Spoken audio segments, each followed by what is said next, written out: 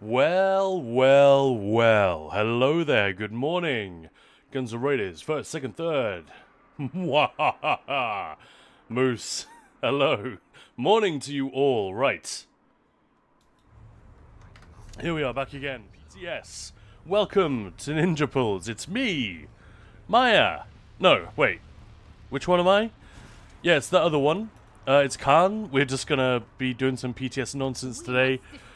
I feel like some chill vibes, some happy vibes today. There's been a lot of talk about patch notes and dissatisfaction with the apparent direction for the game or the ideas that the devs have and whatnot. And yeah, I was feeling a little bit, I don't know, it's all been a little bit negative. It's all fine. It's all fine. But Maya told me after the stream yesterday, apparently I sounded quite annoyed and aggressive from time to time. I don't want that. I don't want to be that guy. Chill and happy that's illegal. Your voice is deep today, Maya. You got a cold? Maya does actually have quite a Galadriel voice. Her normal like speaking register is pretty normal, and she can go quite high when she's singing, especially. She can do the whole soprano thing. But she can also do the world has changed, you know, all that kind of stuff. I don't think we've got any audio. Let me fix that. Duh.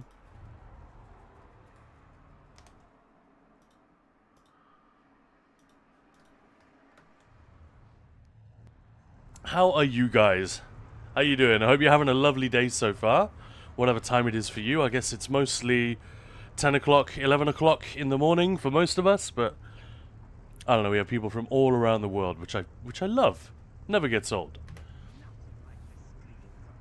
But yeah, just a happy little poodle around PTS. Of course, we can talk about patch changes if anyone's interested.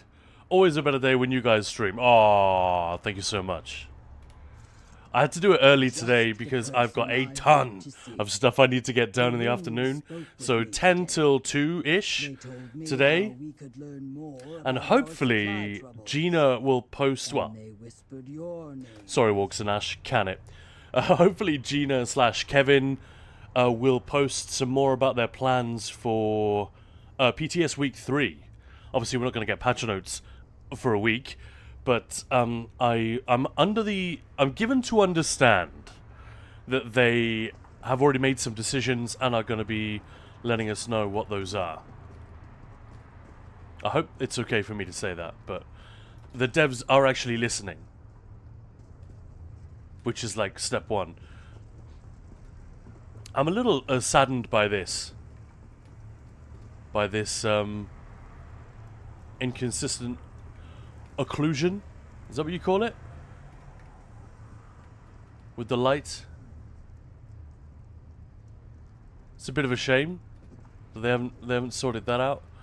But yeah, this is so this is the writhing wall. This is what it's going to look like when we start to break through. Just let me show you up close. Moose, boo! I love having you on while cooking dinner. Yeah, I bet.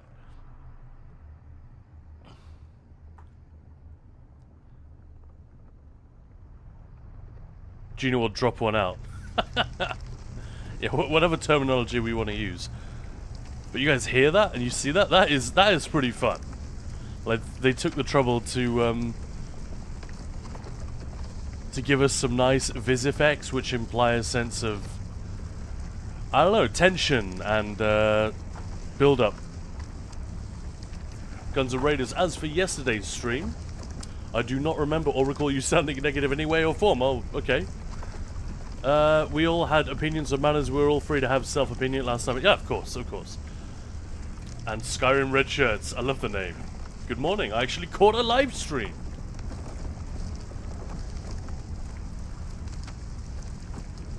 Well, welcome on in, everybody. That is quite a dramatic noise, though. What do they use for that?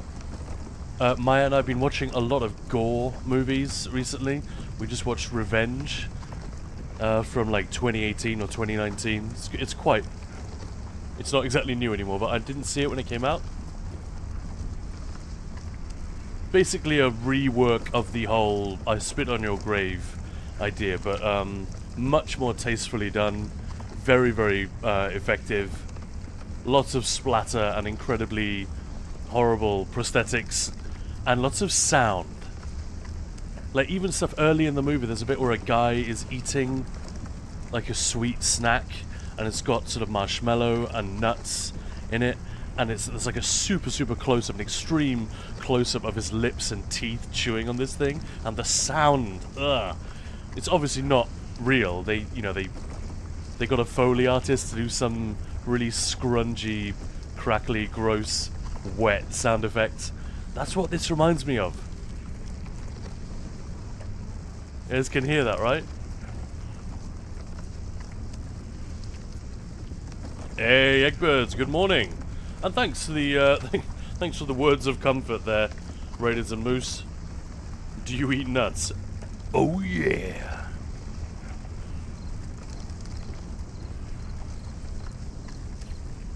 What kind of movies are you watching?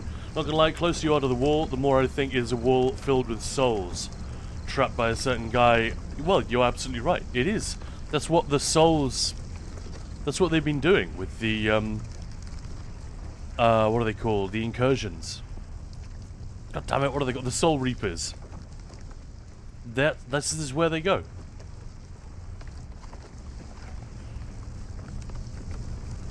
It's exactly what it is.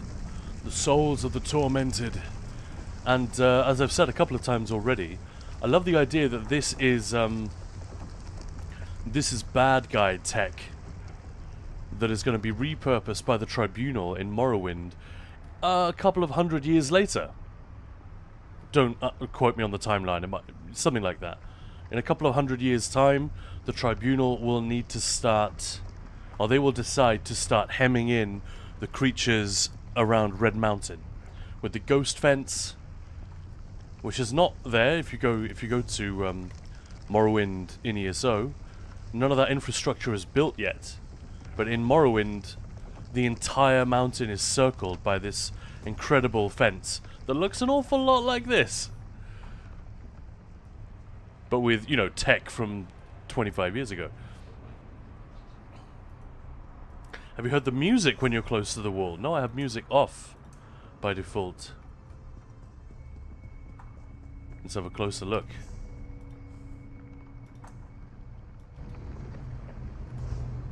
Since it's just ambient noise, I think I'll turn things up. It's loud though, isn't it? And Eggbirds, we were talking about, we've watched quite a lot of splatter, body horror type gore movies recently. I don't know why. Both of us love horror. And I keep a list of films as they're sort of coming out, or as I become aware of them, like we want to watch that, we want to watch that, we want to watch that. And then when we get time, we try and rattle through them. But I hate watching films in more than one sitting. I like to sit down and watch the entire thing. And, you know, the lives that we lead make that kind of difficult sometimes, so we don't get to do it as much as we'd like. But, yeah, so we saw Possessor. That's a Brandon Cronenberg movie, as in the son of David Cronenberg. So if you know him, it's a similar kind of body horror, like some horrendous shots of things happening to people, or of things happening to faces and body parts that should not, yeah, should not be happening. Not much in the way of music, as far as I can tell there, Eggbirds. What do you think?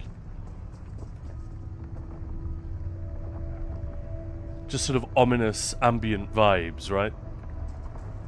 There's a lo-fi YouTube music channel. Ominous ambient vibes for people who are unnecessarily cheerful and need a little bit of tension in their lives. 6 hours of non-stop, anxious ambient music.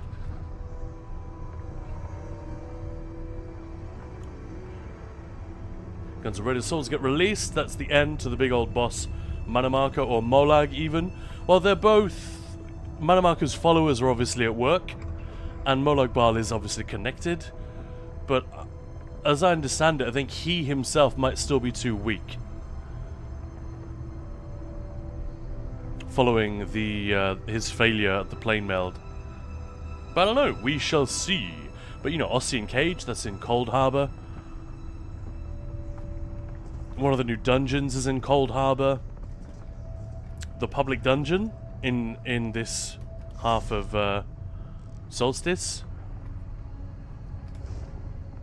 I mean, as far as I'm pretty sure that is a Cold Harbor vibe where everything's been sucked in, like we get in the base game. Such a stark contrast from the Solstice music. Well, let's continue running away, see when it changes.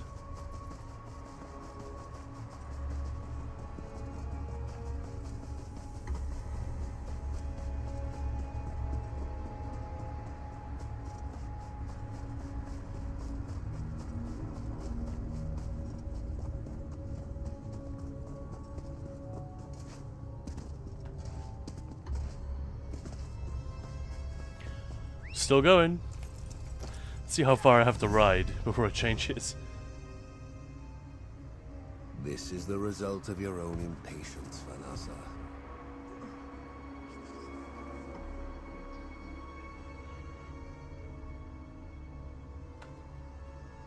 I don't think I've fought this boss yet. I may have done. Is Yer and Tamriel the same as for us IRL? Never actually heard any real info. Yeah, they can't do it. They can't have passage of time in this game. It's one of the problems with an MMO, obviously, and all of the stories that we've had need to be either concurrent with or right after the war in Cyrodiil. Well, that's an ongoing thing. There we go. You see what Egberts is talking about. Now the regular Solstice music has kicked in.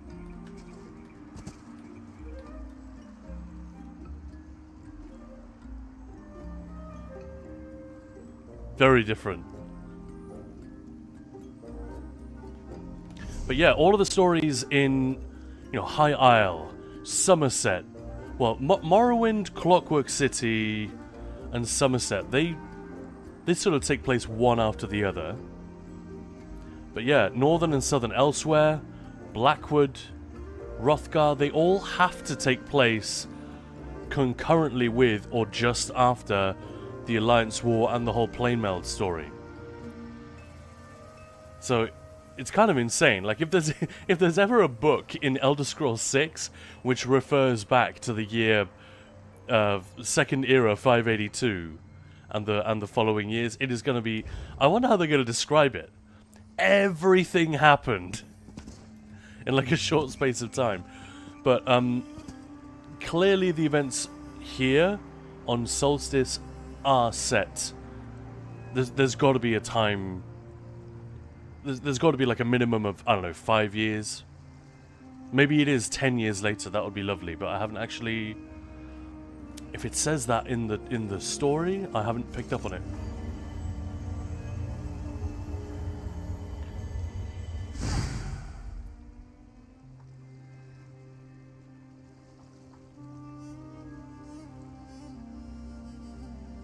But I don't have every ass to put a gun in my face. Well, the calendar's awfully similar to the RL calendar, right? Yep. What do you call a drumming necromancer? Manabarko Miniman? My god. Isn't that the guy with the Elmo t-shirt or the Cookie Monster t-shirt? Remind me which band he's in again? He applied to be in Dream Theater and he was like... He was amazing.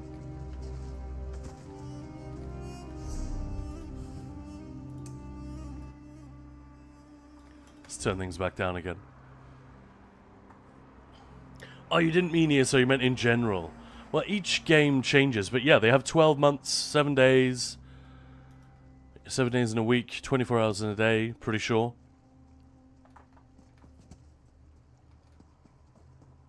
I mean, even the names of the week are the same. Like Tyrdas, Tuesday, is Tuesday. You know, the god, the Norse god Tyr. often spelt T or T-I-R, T-I-W, T-Y-R, various different versions. So Tyrdas is almost, it's just a reimagining, right, of that.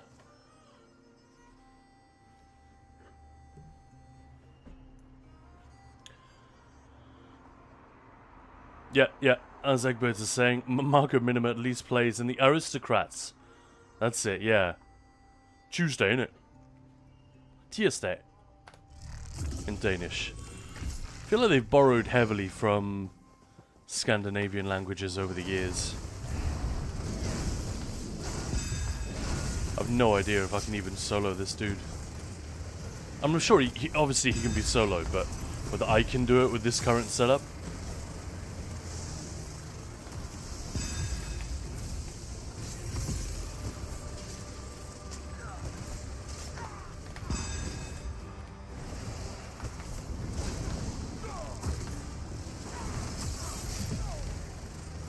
Does he just keep summoning shitheads?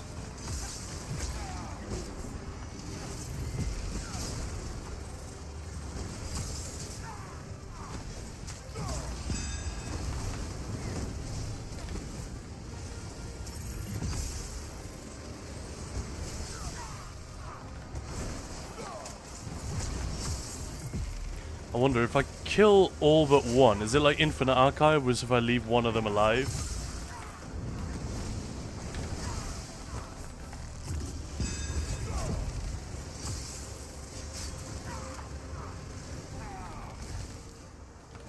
Oh, I'm toast. Out of stam. Yeah. Why is sustain so bad? I'm not even running banner. What is up?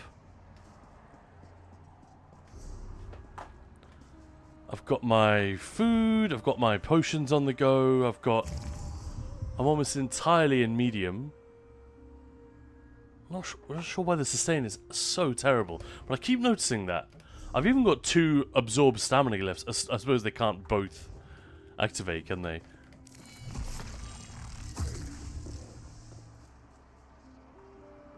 What I've always thought, Moose, was someone must have done this. But if you go from, say, the Tavani Peninsula, there is an add-on that can tell you the time of day. The time of day is a thing that the game tracks, obviously. If you go over here, and then port over to Glenumbra straight after, and see the difference in time, like the sun getting up and whatever, could we then use the power of maths to determine the circumference of Nirn? To see how much of Nirn we haven't seen yet. Because how big is Tamriel relative to... Is it like Eurasia? That's how I've always imagined it, that it covers a huge portion of the globe. Or is it more like Northern America? You know, North America? So actually, there is a crap ton of space that we haven't explored yet on this. I'm guessing that wouldn't be canonical, even if we could use, you know, Pi to determine that. I'm guessing Todd Howard didn't give them permission to, you know, to sort of canonically declare the size of the planet that we're on. It'd be an interesting one, though, right? Lore calendar, there we go, yep. Even the second month has 28 days instead of 30 or 31. There we go. Eurasia isn't a huge part of the globe. Well, I mean, you know what I mean. Like, how big is it? Is it most of the world? Is this one continent? Like, if you look at... Scott Richards saying, what's that beam hitting the wall? Is that something on the PTS? Yes, exactly. That is the Meridian Lens, I think it's called. It's always Meridia, isn't it? She and Molag Bal have their whole rivalry thing going on. But yeah, this is after... When you complete the first introductory parts of the Writhing Wall quests, this structure will appear. Initially, I think when update 47 goes live, I think this archway will be present. And you'll see scaffolding around. Like on live, currently, none of this is here. There's just a table. And then as we progress, more and more of these towers will appear and start to get finished. It's actually really cool. It's a thing that I have yearned for in a lot of live service games that I've played. That, you know, the persistent world actually updates. See if we can get on that tower. Oh, overshot it. And there's an invisiwall. Why? Zos, why? They love putting invisiwalls everywhere. Sucks. Especially for me, who tries to get screenshots. Speaking of which, we should get a shot of this for the next video, shouldn't we? Where's a cool angle? Yeah, invisible. God damn it. Need to talk to the world artists about that. Like, could you not? Or ask them, like, why is that a thing that is necessary? Most, or is inside the drop of a giant's eyebrow sweat. Let's go on red shirts. Yeah, we had the same issue on STO. New Romulus was under construction for 10 years and nothing ever changed. Yeah, a little bit like Vivek City, right? I don't know, just one version of the city which is different subtly if you have finished the story there or something. I don't know. Not a huge problem, but I do love it that it's happening here in just a small way. And because they're relatively uncomplicated structures, you can, like if anyone's on live, I kind of wish I could do it picture in picture right here to go to the live server and do a live comparison.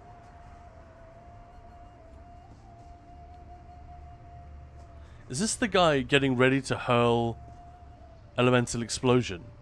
Oh, it's a lady. She looks exactly like Gabrielle, but with an Akaviri helmet on, doesn't she?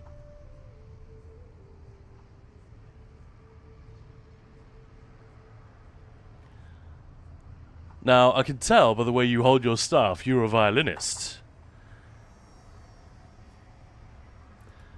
But isn't that weird? She's just ready to... Will she actually... If I attack these goons, will she actually throw down? No, she's still just...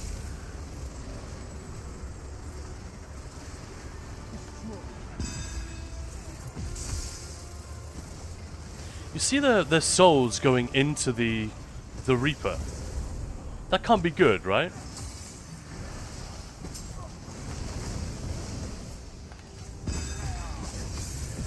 And I think my food ran out while I was fighting that guy.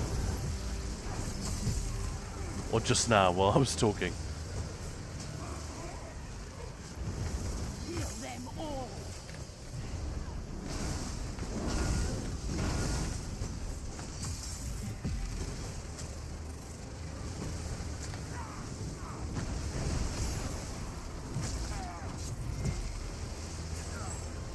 Why are there so many of them?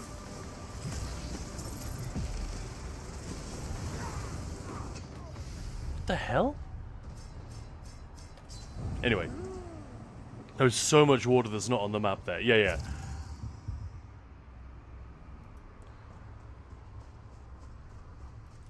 Unfortunately, I can't check Discord while I'm streaming. Not without pausing the whole thing.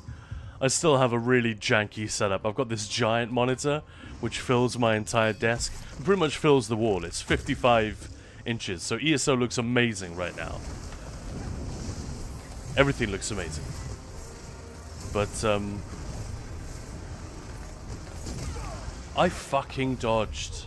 PTS, would you give me a break with this? I'm dodging like a second early, but no. No dice. It's so difficult for me to judge. Maybe I need to get more practice, play on the NA server a bit more.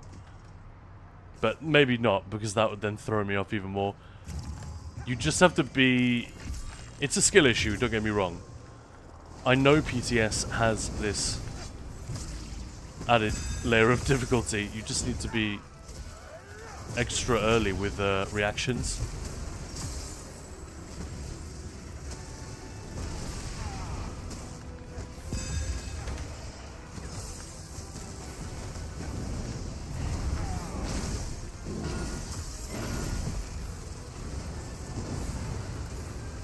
as I did the other day. If I just dodge like a maniac, it all works. So she was literally useless. She just stood there and watched. That feels weird. So what's the deal? Like, what?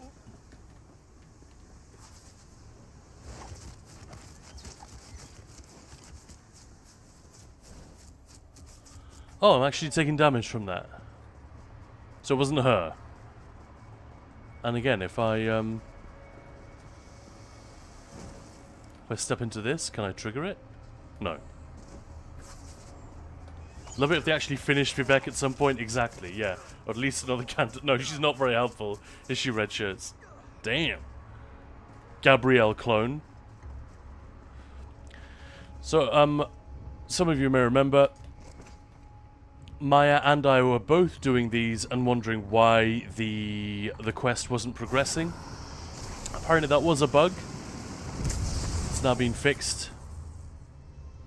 I found that it was progressing when you cleared 3 camps, but not entirely sure. At least another canton. I do have some info on the Second Era. Just trying to find it in these many books. Yes, I saw the statement from the ZOS Union. That was very interesting. So they haven't been fired, technically, yet. They haven't been made redundant. They just know that it's coming. Well, it's cool that they at least have the Union in place. Because that's a fairly recent development. Like the last year or two, isn't it? So these people who are being seemingly arbitrarily let go from their work can at least land on their feet, as they say. Alright, let's see if we can find a good angle for this. Maybe on top of that rock. Eggbirds, I noticed that if you encounter a Soul Reaper with 3 hostages instead of 2, you get a mini-boss and a drop of that fragment that gives you the skill style. I never knew it was there was a difference.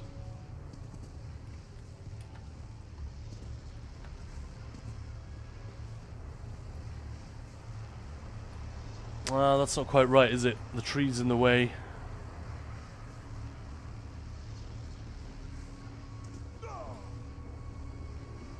Maybe just go right up next to it.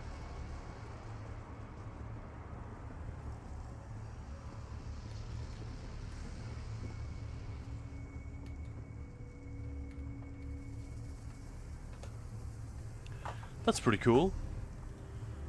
Camera. Field of view is maximum. That's probably about right, isn't it? It's a shame about that flickering. Doesn't seem to happen closer to the lens.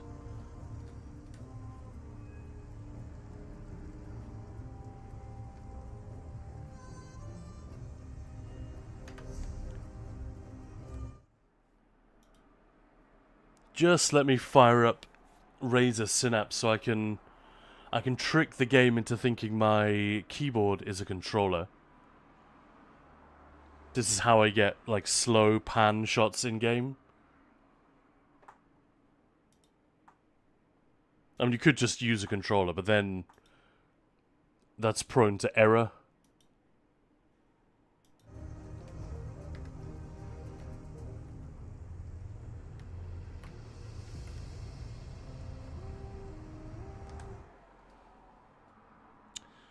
Sorry, one moment. Need to change a setting in control panel as well.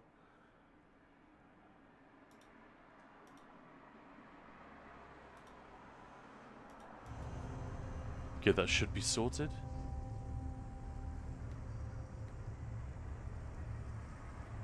Check it out. Console UI. Alright.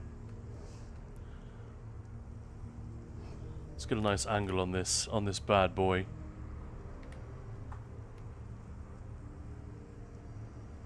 I can do a slower pan than that, can't I? Yeah, maybe let's slow it down a little bit more.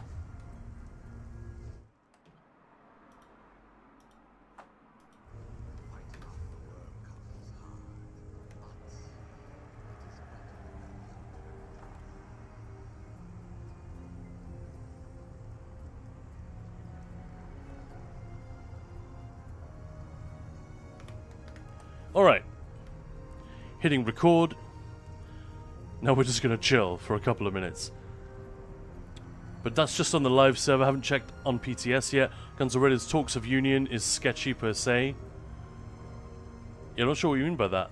The light looks similar to the same power used to destroy Molag first time around. It does. Not a coincidence. Yeah, Matt Farrell has already gone.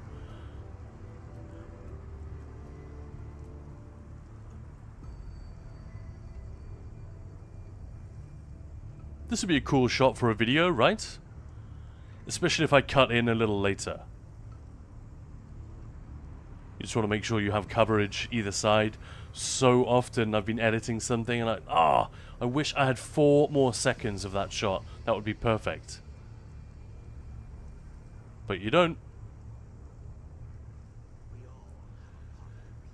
Yeah, so the Union, it was just a statement for those who didn't see it. It was just a statement from I think it was ZOSU they're called, so literally ZeniMax Online Studios Union of Workers or whatever. And let's see if I can find the statement here on my phone.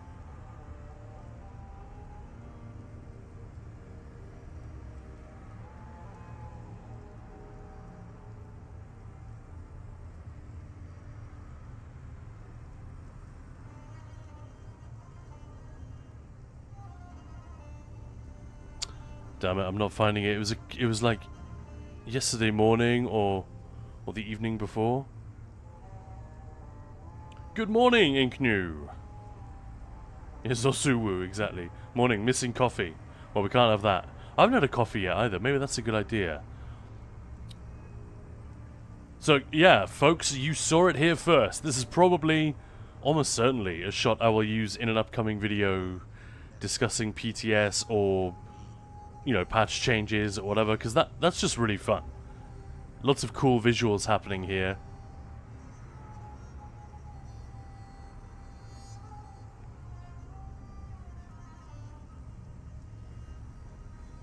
I'd love to get a shot of the beam. You know, just panning along the beam. I don't know how realistic that is.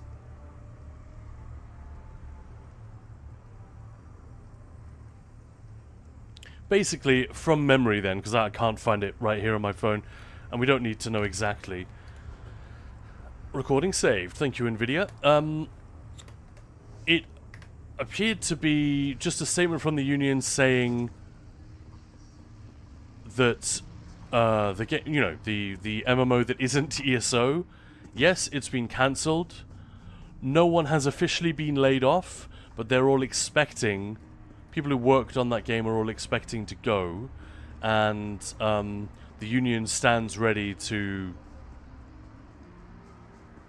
you know, negotiate that or however that works. I'm sorry, I don't know any more details than that. But yeah, they say with some confidence that they'll be able to secure a more comfortable, dignified departure. Now, can I turn off those AoEs? Because those are dumb. By the way, if anyone's interested in screenshots and recording stuff in this game, you can... Where is it? It's in gameplay. You can turn combat cues off. Damn, they're still there. A lot of AoEs and telegraphs will disappear if you toggle that, but these are obviously bugged. That's a shame. Maybe I can use field of view trickery to make it not matter.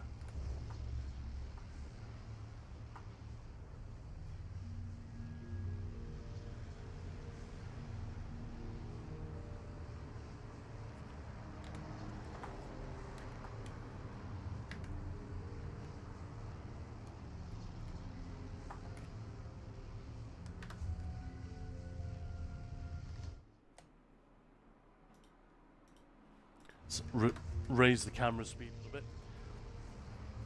little bit. Moose, too old to actually know what these young whippersnappers mean with uwu. I've been watching The Studio, the Apple thing, the show that Seth Rogen has made for Apple TV. It's not... It had been really hyped up to me, so I was expecting it to be absolutely amazingly funny. Like, the writing and the stories are actually very, very basic, but it's like a tribute and a piss take at the same time to the way Hollywood works. I've really been enjoying it, and there's one sequence where the best friend character takes his 2 teenage girls out for a meal, and one of them is literally wearing catgirl ears, and when the waiter brings them an aperitif, she says, "Thank you," in like an uwu voice, and the dad's like, "Why are you still talking like a baby?" Oh man, with console UI you can't jump and block. I'm spamming jump right now, nothing. It's so weird. In controller mode. Alright. It's not the coolest shot ever, but whatever. We'll make it work.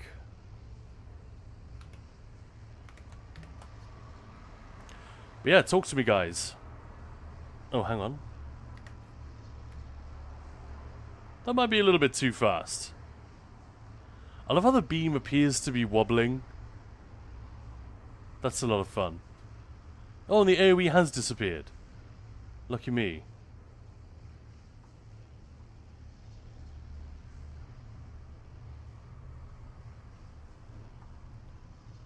Naked Guns on Netflix, so we've been watching the first movie. Nice. I do love those. Right, let's try a slower camera angle. Camera speed, rather. This might be too slow, though.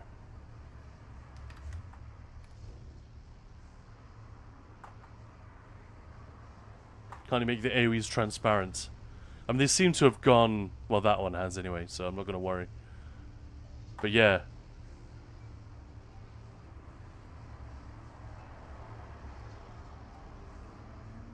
Kind of want to stay on the beam.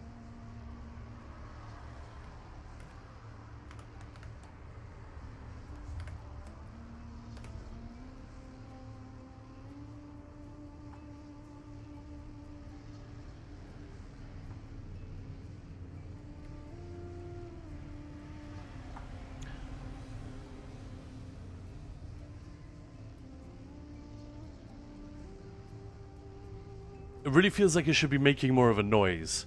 Like a shuddering beam of light like that.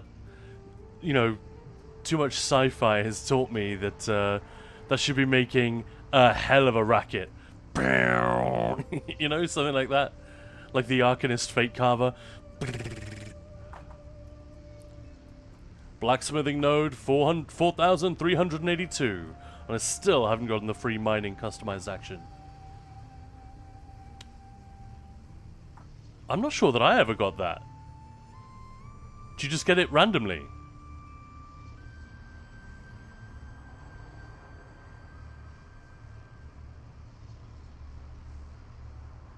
Shit.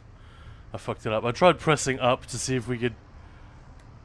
But yeah, it just throws everything off if you start doubling up your inputs. So never mind. We can just go the other way, I guess.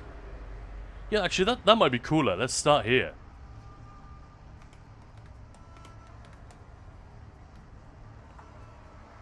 Welcome on in if you just joined us. What you're seeing right now is very, very pretty footage of the Writhing Wall on PTS as it's being beamed by Meridia's lens as part of the Writhing Wall event. This is something we'll all get to do together in October.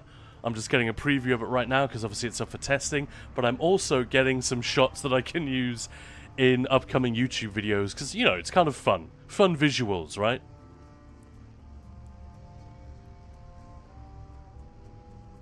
And if you missed it, I will be going up to the wall in a minute and listening to the sound it makes. That might sound dumb, but you'll see what I mean if you just stick around. There's a horrendous, like, squelching and crunching sound, like straight out of a body horror movie, when you get close enough to the wall and you can see the beam causing it to pulsate and weaken in the middle. Very fun. Guns N' Raiders, myself personally, feel the story will somewhat end with us all needing to destroy that wall and stop Molag from rising up again. Manamako and his crew have spent years harvesting souls to raise their god.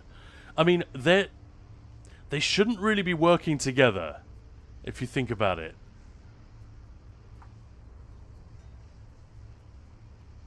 it's possible. So just as a recap, spoiler alert if you haven't played the main story yet, but it's 11 years old. I think I'm okay.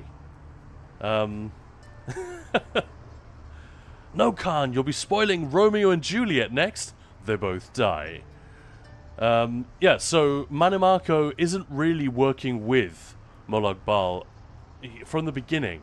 His plot is to become a god himself, and this is the thing that the character returns to throughout the Elder Scrolls series.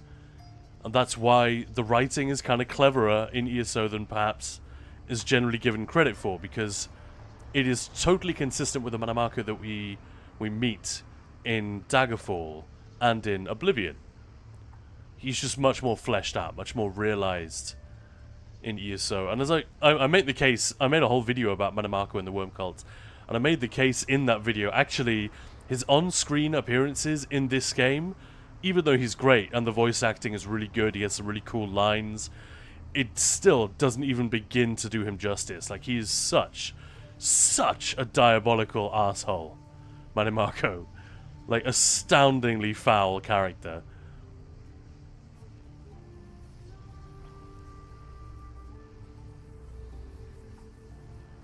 But yeah, he was plotting to take Molag Bal's place all along. And Molag Bal gets wise to this shit late in the day, but he realizes that that's what's happening, and that's how Mannimarco gets taken off the board. Because, again, decent writing, we can't kill him because we know that he's around later. No spoilers. So yeah, Molag Bal takes him and sentences him to eternal torment. And how he gets free is not known, because obviously he gets out someday. Either due to the player freeing him, because that's the thing you can do. You can actually free the guy, much to the horror of your companions. I think the Prophet is into it, but all the others like Tharn, Lyris, and Sire are like, dude, what the fuck? And Mannimarco then makes fun of you. He basically calls you a cuck for letting him loose, and then he teleports away, and we never see him again. Or do we? But, yeah, if he and Molag Bal are allies again, then something fairly major would have had to change, right? But it could be, as Raiders is saying, he was, you know, they came to some sort of agreement in his torment. Anyway, what did I say? I said we were going to go up and listen to the wall again. Listening to a wall is almost as stupid as talking to one.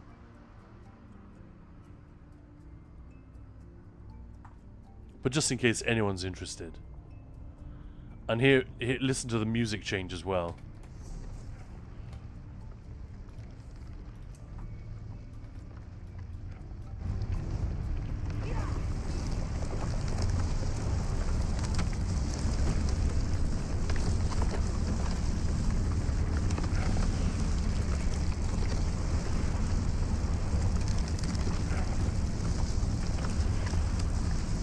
That's intense, huh?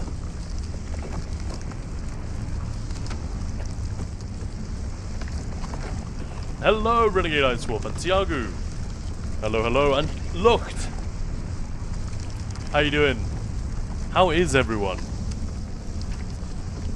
Welcome on in. Welcome to a fairly chill stream. I mean, we'll make the stream whatever we need it to be, right? But yesterday was a little bit not combative. What's the word?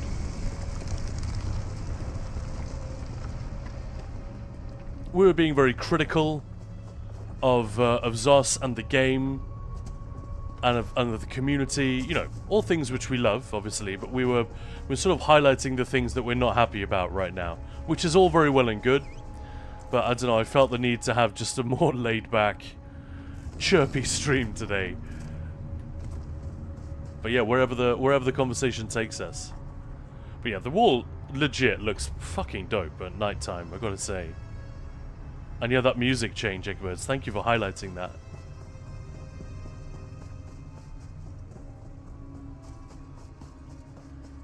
Very bleak and sort of haunted vibes from that music. Good job, Brad Derrick.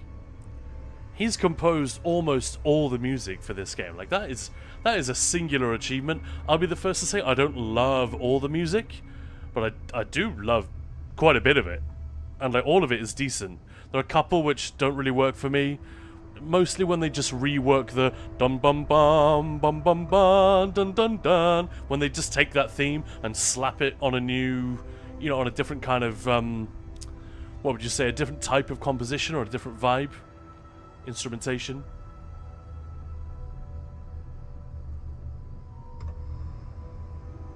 Was you gonna get for the yeah, okay, yeah, I know what you mean. I know what you mean about the free thing.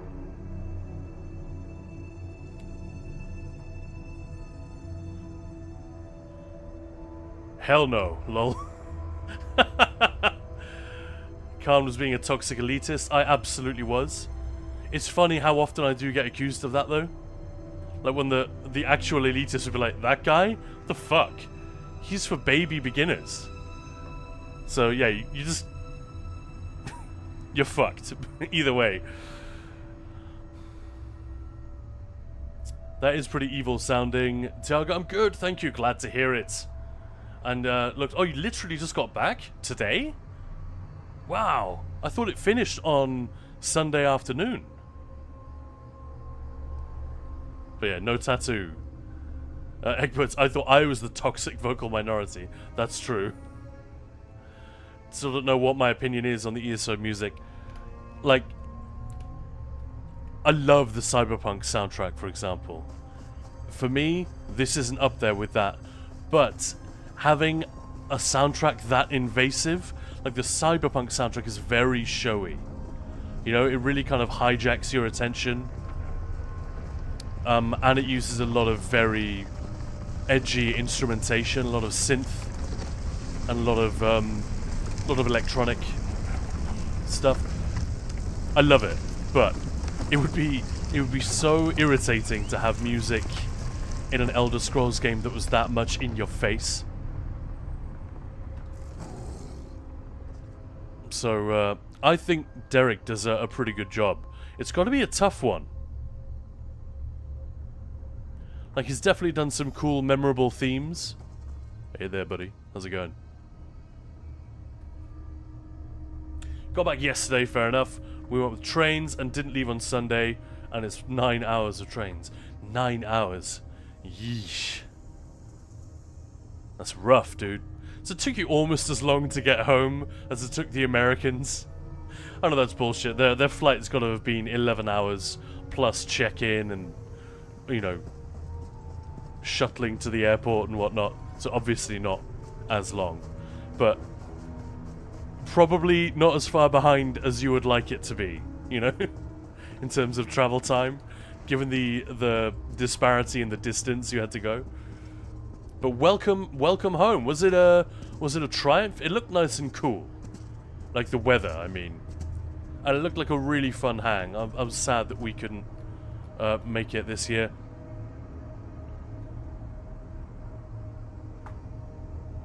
We talked a lot with Gina. Their stay was cursed as fuck.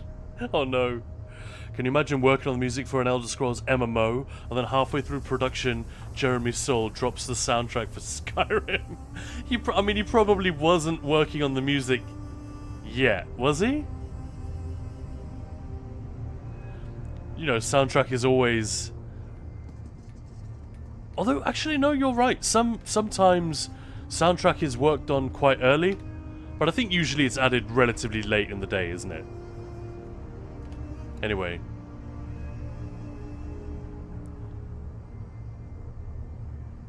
Digging the vibes.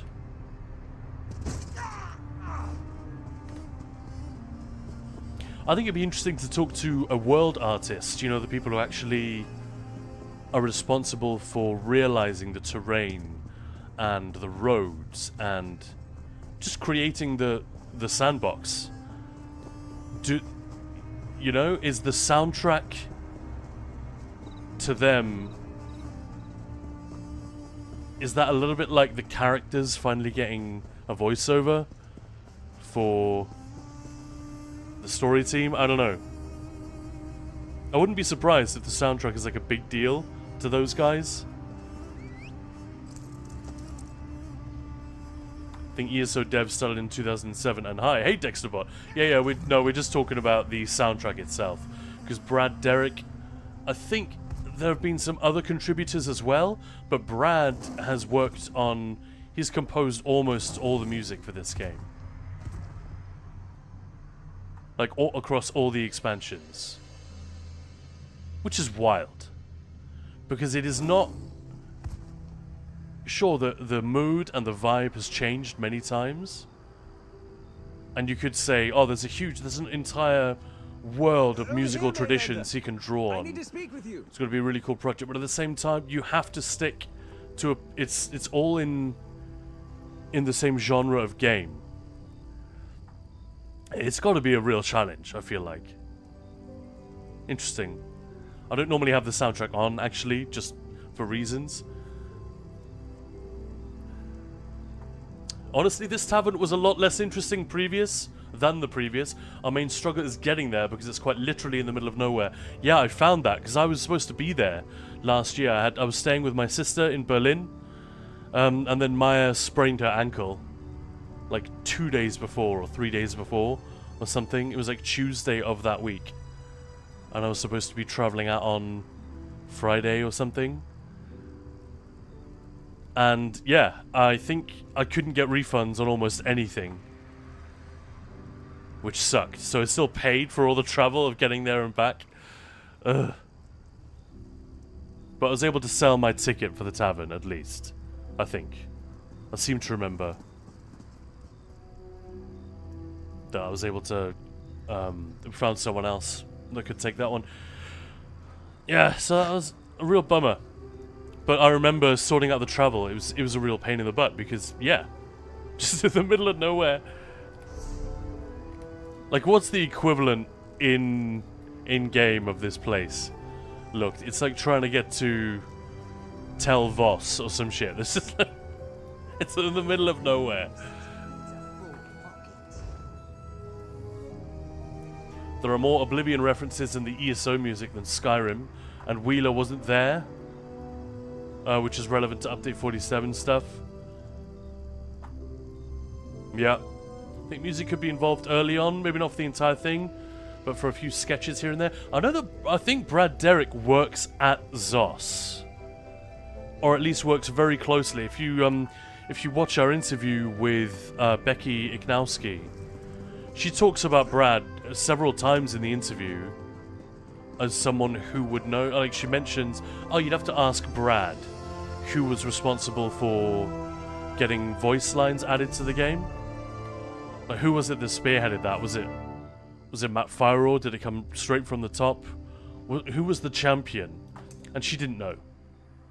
She joined the team around the time when they were going to be adding voices, or rather, she joined. She was promoted to the VO department when it was created, basically. Bilbo Braggins 69, welcome on in. Thanks very much for the follow. We're on PTS. We're kind of just looking around at the moment. There's stuff going on over at the Writhing Wall. In fact, just see if anywhere else is under attack. The smaller ones can be easier to do. But yeah, so I think Brad Derrick has been there for a long time. So Eggbirds, yeah, you might be right. And there was a lot of soundtrack to do for the base game. Like, so many zones, each with their own themes. My goodness. Rick Schaffer did like 3 or 4 tunes. Yeah. Probably not going to go again if it's the same place. Yeah, it's a shame. I've heard a few people comment on that. Like, the venue is fantastic once you are there. And answer my questions, Quadratic. It has been 2 days. Torment me no longer, you sorry excuse for a Daedric prince. The fuck?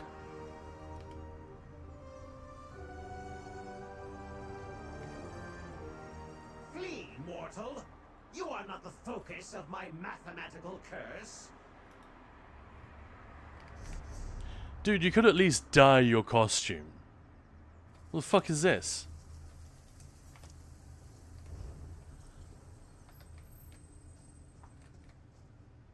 Yeah, good one. Way to look like way to look like an NPC. You gotta customize your drip, man. What's this guy's deal? Thank the three queens, another mortal soul. You must help me. I suffered 2 days of endless questions at the hands of this so-called Daedric prince. Please, are you good at mathematical equations? I haven't even seen this before. We're on PTS, so it's literally pointless for me to do this. But fuck it, let's go.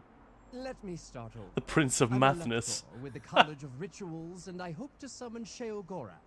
I know, spare me your judgment, but when I tried to summon the Prince of Madness, I bit my tongue. Instead, I summoned the Prince of Madness. That's very silly. Yeah, I get what you mean. Look, that's a shame. Yeah, next year have an interview with Brad. Yeah, that's an interesting idea. Egbert saying the same thing. I was also considering going to the tavern last year.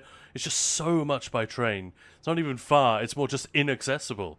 If it was in Hanover, easy, no trouble. Still long travel, but no nightmare to get to without the dreaded car. I've heard that voice line so much already when farming Soul Reapers. Okay. See, I haven't been doing any of that. I was going to get a lift. There was talk of me getting a lift with one of my German friends, but... yeah, if it is in the same place, I'll see if I can secure a lift with a Germate before, before committing, either way.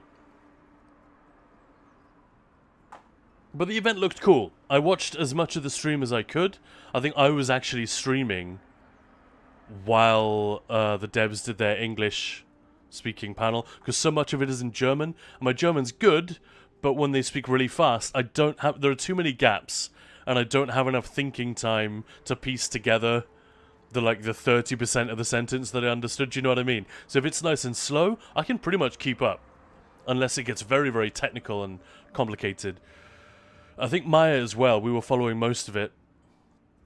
But yeah, when it starts going fast and people are talking over one another, my German's not good enough for me to keep up.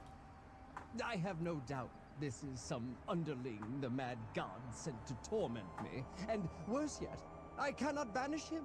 He badgers me with mathematical... distract this so-called prince. Well, Seems like a fun encounter. Yet another mortal stands before the Prince of Madness. Do you believe yourself versed in matters mathematical? Step forward and face me! Right. Bilbo, endless questions from someone who doesn't dye their outfits. Relatable. And you're here on YouTube as well. Just dipped in to say thanks for all the hard work you put in. Really helped my understanding of how to do good damage. Even managed to get good numbers on a Nightblade before classes disappeared. Well, thank you for the kind words, Bilbo. Really appreciate it. Hopefully, I will be able to do more of the same with subclassing. I'm aware we're very, very behind. That's mostly due to Tenfest. It's also to do with, by the time Tenfest was over and I was getting ready to put some of these guides out there, I did 3 builds, but they were all pretty similar. Arcanist-based, Herald of the Tome, Assassination, predictable. Yeah, then we were aware of Update 47 and how much they were looking at maybe changing things, and it's like, is there even any point making these when people have got like a month to use them before they need to be changed again? So, yeah, as disruptive as it is for the players to have this roller coaster of patch changes, I've got to say it's even worse if you are trying to make guides. There's some drilling going on in my neighborhood. You guys can't hear that, can you? If you can, I'm going to have to close the windows. And Zdenya, sounds like my travel to my wife's relatives in Finland. Car, boat, car, 24-hour ride. Such bullshit. Yeah. Tuned in just when the Dutch stream was going on. Zdenya, oof, yeah. Dorothy, off topic. Good question, though. Does anyone know if they ever talk about adding more content to the original map rather than making endless islands? I hate to see the empty spots on the OG map. I mean, the answer is no. We don't know. But equally, the answer is like, yeah, I mean, of course they will. The Telvanni Peninsula, that was only 2 years ago. Blackwood. Southern, Northern, elsewhere. Murkmire. These are all DLC zones. These two, Obviously, Hrothgar, jeez. But I know what you mean, yeah. Like, I've been waiting for years to see more of Hammerfell. I want to party with the fucking Red Guards, man. Like, there's so much interesting stuff that hasn't been tapped here. My only, like, the only thing, when I see this huge gap, it just makes me excited that Elder Scrolls 6 might be set around here, and we really don't know. But a lot of people think it's going to be in the Iliac Bay somewhere. But the fact that they haven't touched any of these areas, I don't know if that's just a coincidence, but I don't know if you guys did the story in Hughes Bane and all that stuff. It's a really small zone, but you get quite a tantalizing glimpse of the sort of what would you call it? Sort of shipping trade and the mercantile class that's growing, that's sort of sprouting up around here, and city-states, and it all just seems really, really cool. Because Alik'r Desert is not very developed. It's just the coastal area. And then Bergama. And Bankura is kind of a mess as well. So, yeah, I feel like there's a lot of fun to be had here. Obviously, it'd be cool to see Whiterun again. There's a lot of Cyrodiil, which we haven't seen, I suppose, you know. Stuff that's in Oblivion but isn't here. There's a big chunk there. And then, yeah, the Blacklight is up here, isn't it, somewhere? Solstheim hasn't been done. Corinth is somewhere here. The city of Corinth. Is it Corinth? Yeah, pretty sure.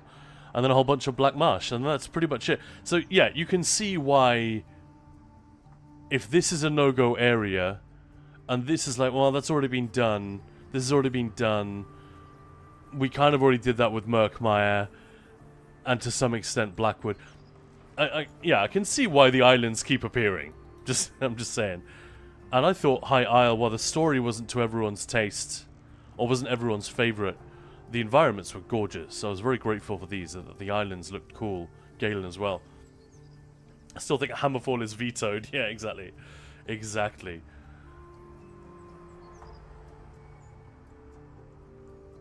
So yeah, Dorothy, I don't know, does that help at all?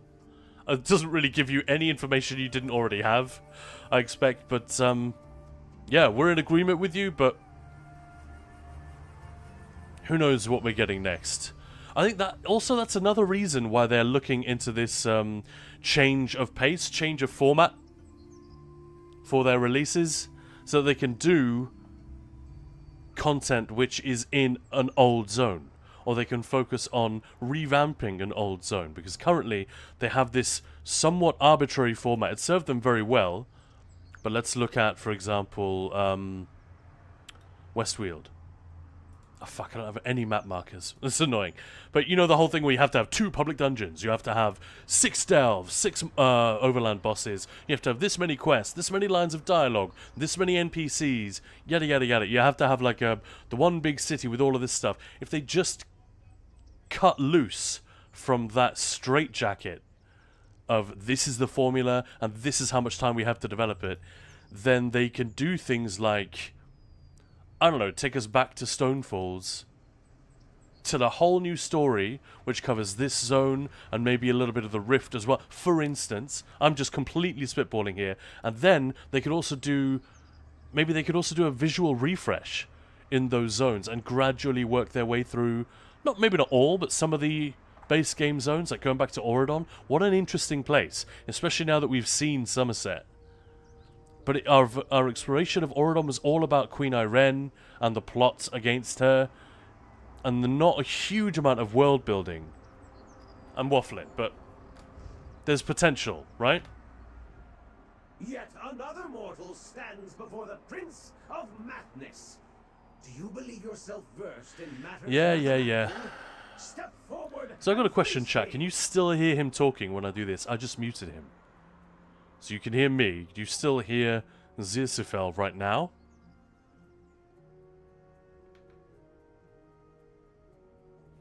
I'm just curious.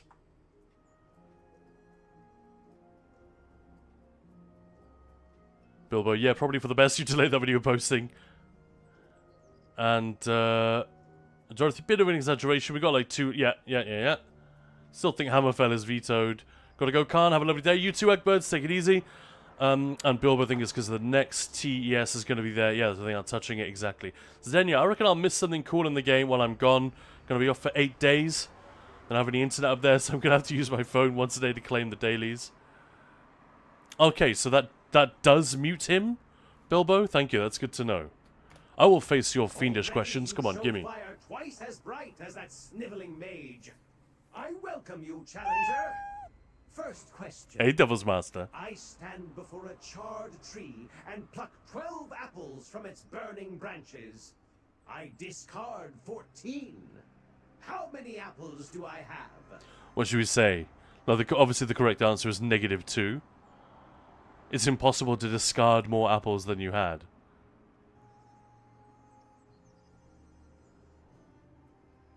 Let's just say -2. Yeah, you can hear him now. Yeah. Devil's Master. First, that's correct. That's correct. Welcome on in. You are my first and only viewer today. Devil's Master, give it up for the meta. How's it going? How you doing today? -2 apples, dude. Correct. Next question. A scrib walks 7,000 steps in a day. If it takes 2.5 days to walk from the bog of blissful delusion to my home, how many steps will the scrib take to reach me? I'm done with your games. Fuck off. What is this? You tricked me! I banish you to the Shivering Isles. Be gone, Prince of Madness. Prince of Madness? That is genuinely kind of funny. Dear mage, back to the Shivering Isles I go! As dad jokes go. Stranger. Next time, I will endeavor not to bite my tongue when communing with Daedric entities. Nice. The meta. Yes, indeed. So welcome on in if you just joined us. Yeah, that was a fun little interaction. I like it. It's not even a quest. Not even a quest. It's just a random thing. But as Eggbird says, apparently I'm a dope for not having seen it earlier. We can't leave the camps and defend it. Okay, so these are all the dailies. If you just joined us, this is the PTS, Update 47, a preview thereof. We are kind of just messing around. I've already tested most of what there is to test, most of what I can do by myself anyway. We are going to be doing dungeons this week. We've been mostly messing around in Black Gem Foundry, the new dungeon. The hard modes in there are a lot of fun. We got stuck on the first hard mode for a while, then we realized we'd missed something really obvious, which was a little bit shameful. Shout out to Jimmy JJ Shabadoo for pointing this out. Basically, you get like a little effect on your character's body, and we hadn't really noticed it, which is a little bit like me doing this and not noticing the effect around him, right? It's not quite so obvious, but when you're in the heat of the fight, we just all of us missed it except Maya, who didn't say anything. But yeah, that is apparently a thing that would have made it clear. Second hard mode was fairly straightforward. At least we found it to be almost disappointingly easy. The third one, I think in terms of combat, isn't that demanding. But boy, the mechanics. I don't think it's anywhere near as ridiculous on Veteran, but the hard mode was a big giggle because it's so complicated. There are so many very specific things that you have to do. Very cool. PTS spoilers, gotta go. No! No spoilers. And Bilbo Braggins, without looking back through the stream, did you check out the changes to the heavy attack mythic? Yeah, I mean, I read the patch notes in week 1 and yesterday, week 2. But I haven't, like, used it. I've just been checking out this, which is the new thing. But yeah, there's some dissatisfaction over the latest change to it. Let me see if I can...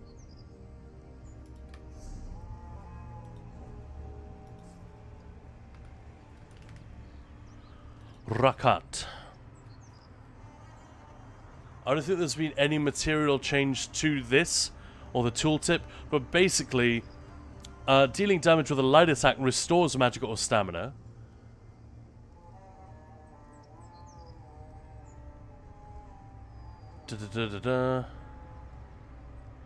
Increases your damage down. Oh no, here we go, here we go. Increases your damage down with non-ultimate heavy attacks. That's the change. So that it's so you can't combine it with, obviously, Sorcerer, Storm Calling, Overload. I've already seen some sensible critiques of this. Hyper wrote a little comment in the Content Creator Discord. They have like a feedback section, and I maybe I shouldn't be saying this, but he basically said heavy attack rotations have always been easy and slow for people who want that kind of thing, and this was very cool. Being able to use Overload during off-balance phases, just toggle it on during off-balance phases, was really cool because it added an extra. It's added a sort of a what's the word? A complicator, as you might say, like a complicating element that brought the rotation to life a little bit more and kind of bridged that gap between heavy attack setups and a regular setup and rotation. His case being that right now people who enjoy heavy attack rotations struggle to leave them behind. Even though their damage may be capped far lower than they would like, they've become used to heavy attack rotations. Then when they try a more traditional rotation, they don't have the muscle memory to do it. Does that make sense? But he was basically making that case that this is a nice little outlier in that respect. And yes, it's an outlier, but you don't have to nerf it just because the spreadsheet says this is an outlier. And that's very much my attitude towards these things. They make a lot of these changes to, I used the metaphor yesterday of the nail that sticks out, the nail which protrudes, gets hammered down. I don't think that is always a good idea. I think it is fun. One of the things that makes subclassing boring or less interesting is that we have fewer outliers. We can't have outliers anymore, or it's harder for the game to tolerate outliers because now everyone has access to everything. So what are the inherent drawbacks with a system like this? And it is solvable. It's just a lot of work. It's a lot of fucking work for the devs and especially the balance and combat team. So yeah, I was wondering if you checked to see if the Overload was now damage loss. I mean, if you're using Overload, then yes. 100%. You will no longer be able to gain the benefits of that. Because you will gain the damage from Overload, whilst if you toggle this on, using Rakat's Void Mantle, you will gain the damage from Overload, but you will lose the damage boost from the Mythic while it is active. Does that make sense? So it's not catastrophic, but, you know, it's like 5 to 10k DPS loss, I would imagine. 10k maybe is a bit high, probably not even that much. But yeah, more importantly, it's not about the damage loss. I think the point Hyper was making, and the point I would like to make about these kind of things, is that you're removing a fun interaction. Like, why? Why take the fun out of your game? Moose, unrelated, but there's an add-on now to move attribute bars around. Yeah, fantastic. This is for console. There is an add-on, at least on PC, that just frees up the entire UI, so you can just click and drag everything. You can move it. You can move all the things, which is kind of fun. And, well, but that makes sense. I struggled with trying to help my guildmates who are set in their heavy attack ways. Yeah. Just the person I hope to see. The wind shipments go missing without a trace. So this is, I don't know if Devil's Master's already gone, but just to be clear, I am not spoiling anything here. I'm not doing the story, because, well, there isn't really any story to the Writhing Wall. We have to break down the wall. It's just a bunch of dailies, and a bunch of world events. So it's a little bit like me doing dolmens on PTS, and people say, "Oh no, don't spoil the story for me." I get it. If you don't want to see any of it until it goes live, absolutely fair enough. I will be doing another little story beat here, but they're just daily quests basically. It's just how we move the progress bar. So no panic. No panic. Just a new supply. Alright, so we need to go to Southern Grotwood and figure out who is hijacking the supplies. In fact, where exactly do we need to go? I wish... Oh, there it is. Yeah, whatever. I can just go to Elden Root. That's fine. It sucks not having any way shrines. Ah.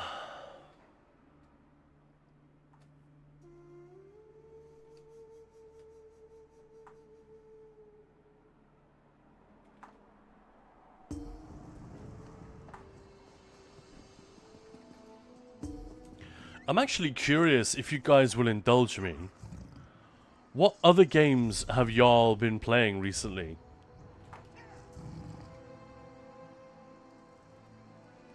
Do I hear the pitter-patter of little steps? Like new or old? Just, you know, what you guys have been playing currently. I recently started System Shock. I bought the, you know, they remastered System Shock and System Shock 2. I never played the originals. I was aware of System Shock 2, but I was a kid, so... it was something I would have loved to play, but wasn't able to. And System Shock Remastered, I think I got it sometime last year in a sale. And finally started playing it. Man, that's a ton of fun. Because they've really retained the feel of the original, as far as I understand it. But it looks great, and it feels kind of retro, and all the gameplay elements that made it an im-sim, as they say. I feel like my life is long enough for me to say immersive sim. But it really, I think it's one of the foundational games of that type, you know, of that genre. Hey, you're saying y'all like you live in the US. Yeah. It's just a very common thing, isn't it? And since I'm talking to all of you, y'all. What games y'all playing? Also, I watched a lot of The Wire, so they use that a lot in The Wire. He's dead 'cause of y'all. You know? Man, I love that show. So good. And Wizard of Book, Starfield, and Minecraft. How you finding Starfield? I mainly played the expansion. I sort of made a character when that expansion came out. Why am I even mining? This PTS. I really liked the atmosphere of the expansion. But I could immediately see what people were sort of a little bit disappointed by. It didn't feel like... It didn't succeed in creating the excitement of a Skyrim or of a Fallout 3 or something like that. But, yeah, I'd never seen a bad review for Starfield. Just average reviews, you know, saying, oh, it's good, it's just not amazing, and which is what everyone wanted. So Wizard of Book, yeah, y'all is good gender-neutral term in my opinion. That is actually a good point. I hadn't even thought of that. I started a playthrough of Kingdoms of Amalur a few weeks ago. I played on release in 20... Oh my god, I wish we'd told Becky Ignowski. Do you remember her? I was just talking about her a few minutes ago. We interviewed her for Tenvest. She's the voiceover lead. So she's supervised all the voiceovers, almost every voiceover in this game's history. What an absolute heavyweight. I love it. She was great to talk to. She was super chill. I don't think she loved doing an interview on camera like that and having it all recorded. I think maybe that's why we don't hear from her more often. But she was such a delight. Such a pro. And within like 5 minutes, maybe 10 minutes of talking to her, she was really like eager and opening up and telling us all these wicked stories about the various celebrities. And when Maya asked a completely off-the-cuff question like, is there someone you would like daydream, is there like a dream actor you'd love to work with one day? She didn't even skip a beat. She just said, and now I've forgotten his name. Oh, god damn it. Pedro Pascal. And Maya had barely finished asking the question, which was, Pedro Pascal! Because I just have the hugest crush on him. Yeah. And then she, like, checked herself. Maybe I shouldn't say that. But, wouldn't that be cool to have Pedro Pascal in this game? Someone needs to get in touch with him. Yo, the voiceover lead over at ZeniMax. Yeah, so she worked on Kingdoms of Amalur Reckoning. That was the point. That's where I was going with that. I just got a little bit excited. Sorry, Moose.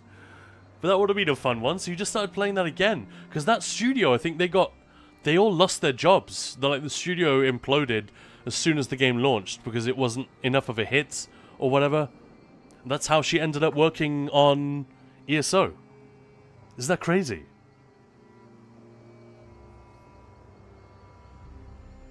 As Daniel, I played Generation Zero quite a bit with my wife's brother. Generation Zero, I don't even know what that is. Bilbo Baggins Once Human. Yeah, I know a few people who are still doing that. Baldur's Gate 3, Carnal Instinct, Palworld. Looking forward to getting Dune Awakening soon. Dune Awakening actually pretty good. The only negative thing I would say about it is that I didn't quite understand the point. Like, the point of this game for me was to explore the world of the Elder Scrolls. That's what got me in here. I was like, yeah, I will, even if the game isn't that good, I would love to have more stories in this setting. And then, of course, it hooked me with the combat system, the community, the repeatable content, trials and dungeons. So that I understand the pitch and how that works. With Dune Awakening, it's, like, by its very definition, it is barren and lifeless. And the vast majority of what I found myself doing was just the usual survival stuff. Granted, I've never had so much fun in a survival game before. It looked and played amazing. I really liked it. But I was left wondering, and I've only played like 12 hours, so take it with a pinch of salt. But I was left wondering, like, what's the point? Like, why am I even here? Do you know what I mean? I'm glad someone came along. Guess Wormcult ambushed us. Wormcult ambushed us. I'm not leaving this beach, stranger. A place called The Writhing Fortress. Fortress.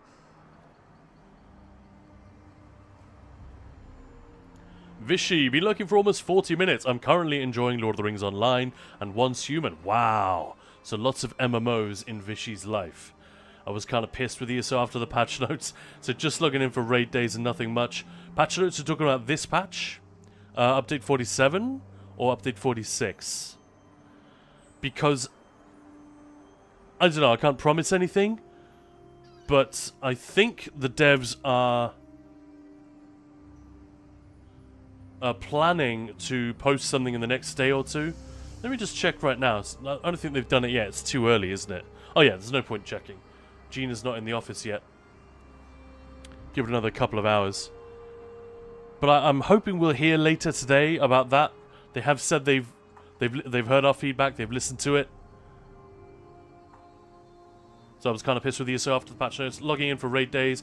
Lord of the Rings Online is old but super fun, and following the story of the movie, watching the same areas we see in the movies feels freaking awesome. How long have you been playing that, Vishy?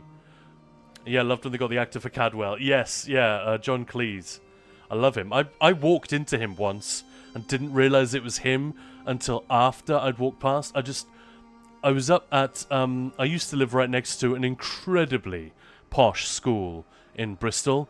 I used to live next to Clifton College, which is, it looks like something out of Harry Potter, and is full of obscenely rich young boys and girls. And he used to go there. That was his school when he was a boy. And I was walking there, because I lived there. I was on my way to work. And I walked past this guy wearing a white shirt, like t-shirt and shorts, carrying a tennis racket. And he'd obviously been at the school to play a bit of tennis. Because he's a famous alumnus, I guess he goes back there now and then to give talks or whatever. And it was only when he and I almost collided in the street, I thought to myself, wow, that is a tall fellow right there. And he had the grey hair and the little tash. And it was only afterwards I realised, holy fucking shit, that's John Cleese. And that would have been a few years, probably, before he was hired to make this game. But yeah, I didn't want to bother him. He'd already passed me the moment it'd gone. But yeah, my dad is a huge fan. Huge fan. Zion Control, Diablo 2. Oh, that is cool. Just because it's so old and such a classic. That's just a strong answer. And Gen Zero is amazing. Good stuff. Redbird, by the way, I didn't miss that. Hello there, good morning. Or night, everyone. Or lunch, or whatever, anything in between. Wizard Book, good, not amazing, is accurate for Starfield. The Outposts, sorry, good, but not amazing is accurate for Starfield. The Outposts could have been so much better. Yeah, people talk about mission creep in video games a lot, right? And how that is an example of mission creep watering down rather than strengthening the video game. But it's fine. Bethesda have made so many good games, I think. Provided it's a one-off. You'd rather they did it with this IP that is their own new thing than they take a big swing with Elder Scrolls 6 and the Elder Scrolls is a bit of a flop. That would really suck. So hopefully, I know there have been 1,000,001 YouTube videos saying Bethesda will never make a good game again. I hope that's bullshit. I see no reason to believe that, necessarily. And Vishy Tutors understand it. Farm resources make mats. Yeah, I mean, that's kind of what I'm saying. Like, it's a survival game, right? So you just rinse, repeat. And at some point, I do ask myself, why am I doing the washing up in a video game? I could just do chores IRL. Maybe I just don't get the same sense of reward from quote-unquote grind. Grind isn't the right word, but you know what I mean? The process. Going through the process and seeing those lines fill up, seeing the numbers tick up. You know, they're all little bits of player feedback that reward. You know, of different types. The idea is to have a constant stream of rewards. Some that are big chunks that come infrequently, and some that are constant but very small. You can look up, you know, go to the Game Developer Conference. Hey, Raiders.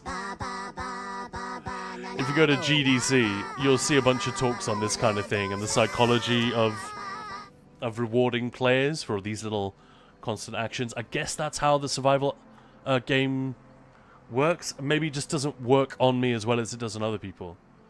We have a location, Grotwood Coast, near the Grey Mire. The boat will land briefly to load the shipment. You know what must be done. Do not fail. V. Is that canonical cyberpunk? A letter? I hope it helps. Wake the fuck up, Manamarco. Never mind. Do you think Zos will add an overland difficulty slider? I'm about to start Morrowind, but hesitating as I know it'll be easy. Raptor DQO. Or just Raptor. DCUO, I guess that is DC Universe Online, isn't it? Just realized that.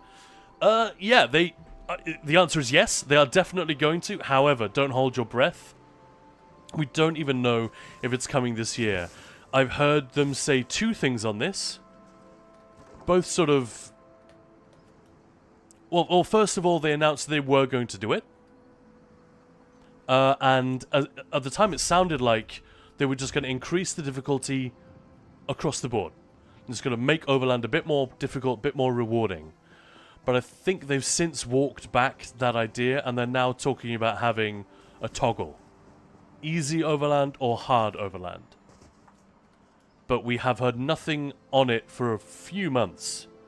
Quite a few months. So I don't even know if it's coming this year. I would imagine maybe early next year. But who the hell knows? Who the hell? It might be coming in Update 48, which will be on the PTS in a matter of months. So, I hope that answers your question.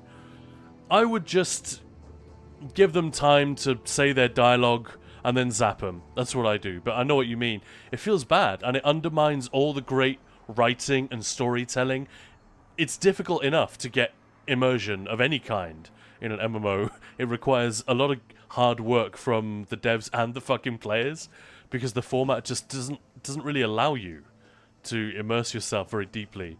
So when you finally manage it, and then you kill the enemy in 2 moves, this big bad that was supposed to be threatening the entire land. It's just, yeah, it feels bad and dumb. So yeah, it's a problem. For a long time, the devs were saying, no, we understand this. We're not going to do it because it's too far down the list of priorities. And yeah, let's be real. Overland is supposed to be accessible. We want people from the press who've never touched ESO before to be able to walk in and do these things without wondering, whoa, this is Dark Souls Online? I had no idea. You know, they don't want people to have that experience. So I kind of understood where they were coming from, but yeah. The toggle or slider or whatever form it takes will be awesome. They have said they're doing it. They've confirmed it twice, so fingers crossed.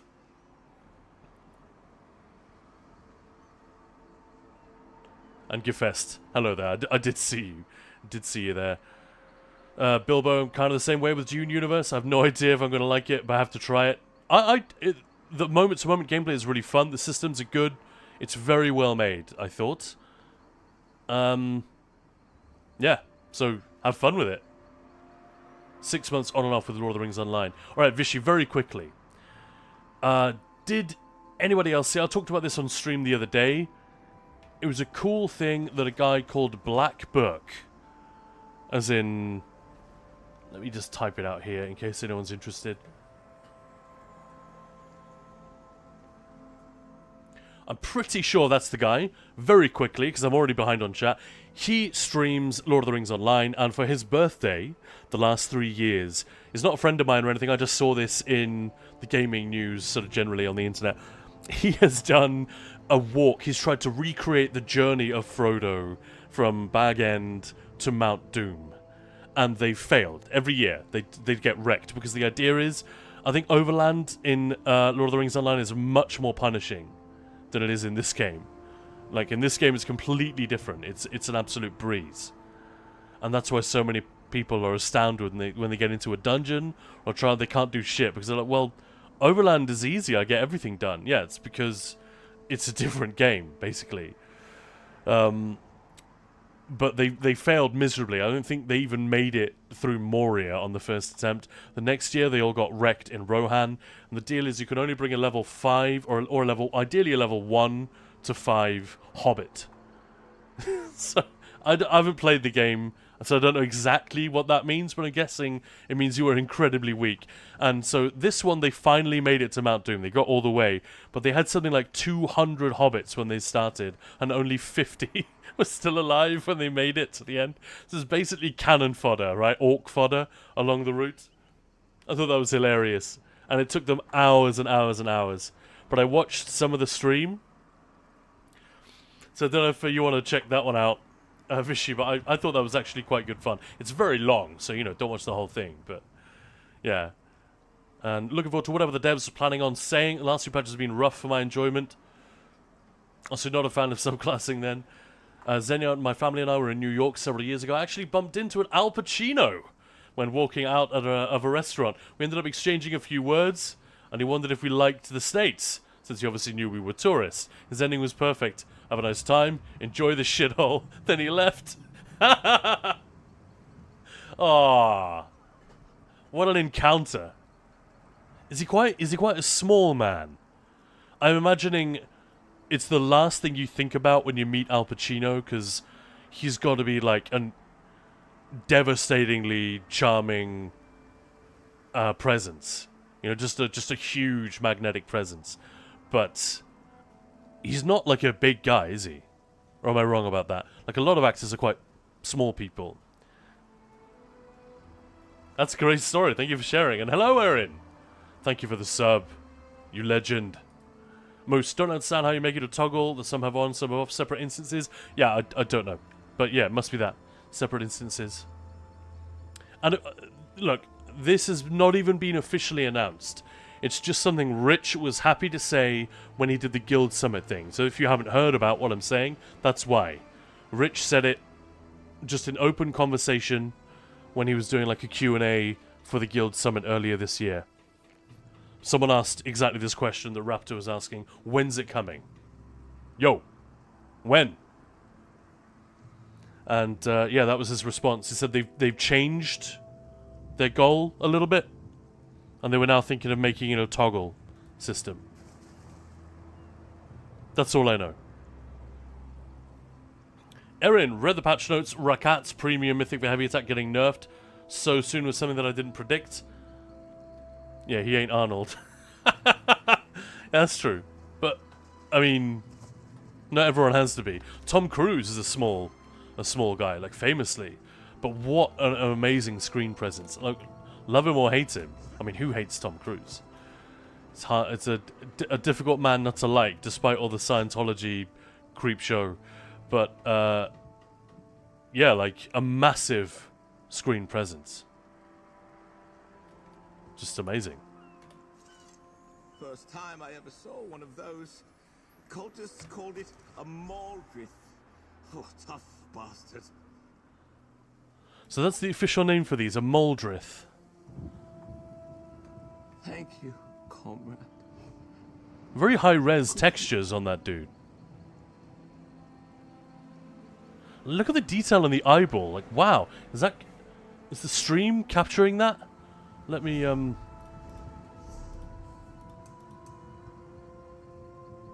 No, field of view is already maxed, or is already at the minimum. But can you see the little texture on the eyeball there? It's got like little facets on it. That's kind of crazy. Crazy level of detail. And the earring, that's a nice touch.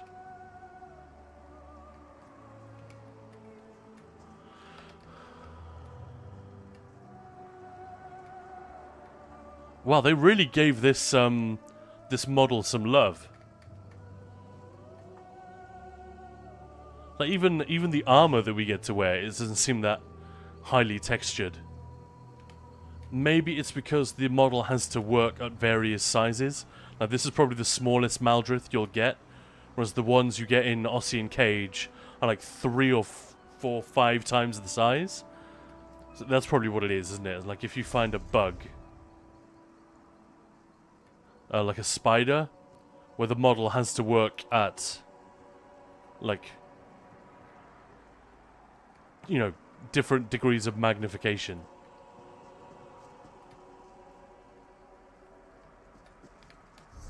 Maybe that's what it is. So really, we just leave this guy here? Oh, he's dead. Shit. That sucks.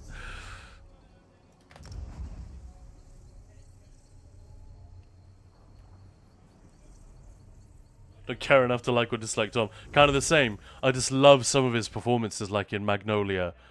He can be so good. And loads of people just love him for being a champion of good old-fashioned cinema. Like what he's done with the Mission Impossible franchise, I confess. I haven't seen any of them since Mission Impossible 3. 1 was great, 2 was bad, 3 was shit. As I remember, maybe I'm wrong about that. Maybe I'm not remembering it correctly, but I just gave up on them after that. But they kept going, and have managed to make them... Like, the last few were supposed to be quite good, weren't they? As I understand it.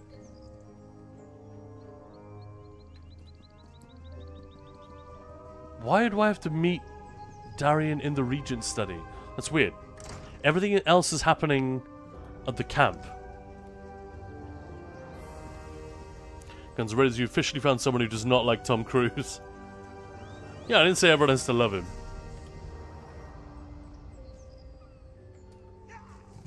But, do you know what I mean? Or maybe you don't. Maybe you disagree. I feel like even though he's not the most likable celebrity out there, his on-screen like charisma is pretty undeniable. But maybe I'm wrong. Maybe I'm making an assumption there. He would make a good necro pet. Absolutely. Yeah, you like MI2, so goofy. I know it's not good, just fun watch, yeah. I only saw it the one time. And the first film wasn't that goofy. So I guess I just wasn't really into it. I thought it looked very cool. You know, the dual pistol wielding thing, always fun. Okay, so maybe I should take it back. A little bit of story spoilering.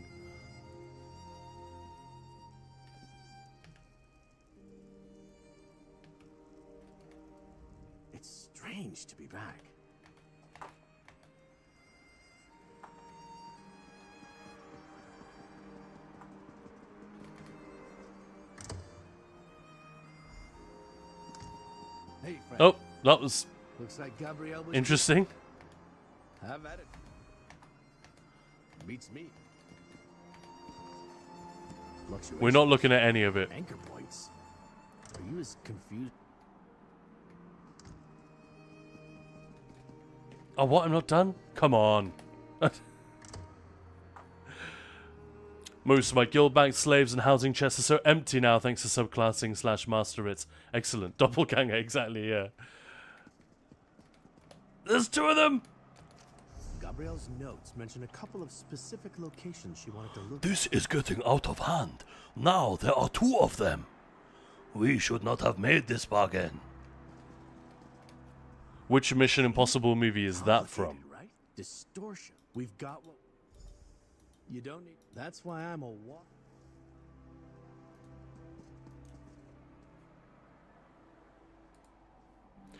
Why does Automod not allow Erin to say slaves, but it's fine when Moose does it? What?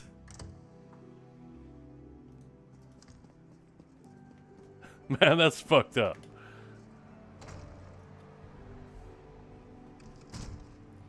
Oh, Raptor, I just saw your message. Speaking of which, who's your favorite actor? And why? Sunport Oh, that sounds is a nice. tough one. I could spend an afternoon here. Maybe enjoy a bottle of wine. Oh, when we're done, that is. Darian just wants to go drinking. I like your style, dude. Imagine going drinking dressed like that. Every weightlifting motherfucker in every bar would just start a fight with you because they'd think you were the target. Oh, his eyes have definitely changed since his time with Meridia, haven't they? I swear in the base game his eyes weren't that color. That's actually a really neat touch. Oh, favorite actor. John Hurt is one of my all-time favorites. Too many to mention. I have just one. I love Jeff Bridges in almost everything. But yeah, I have a few like that that just light up the screen and my mood when they appear.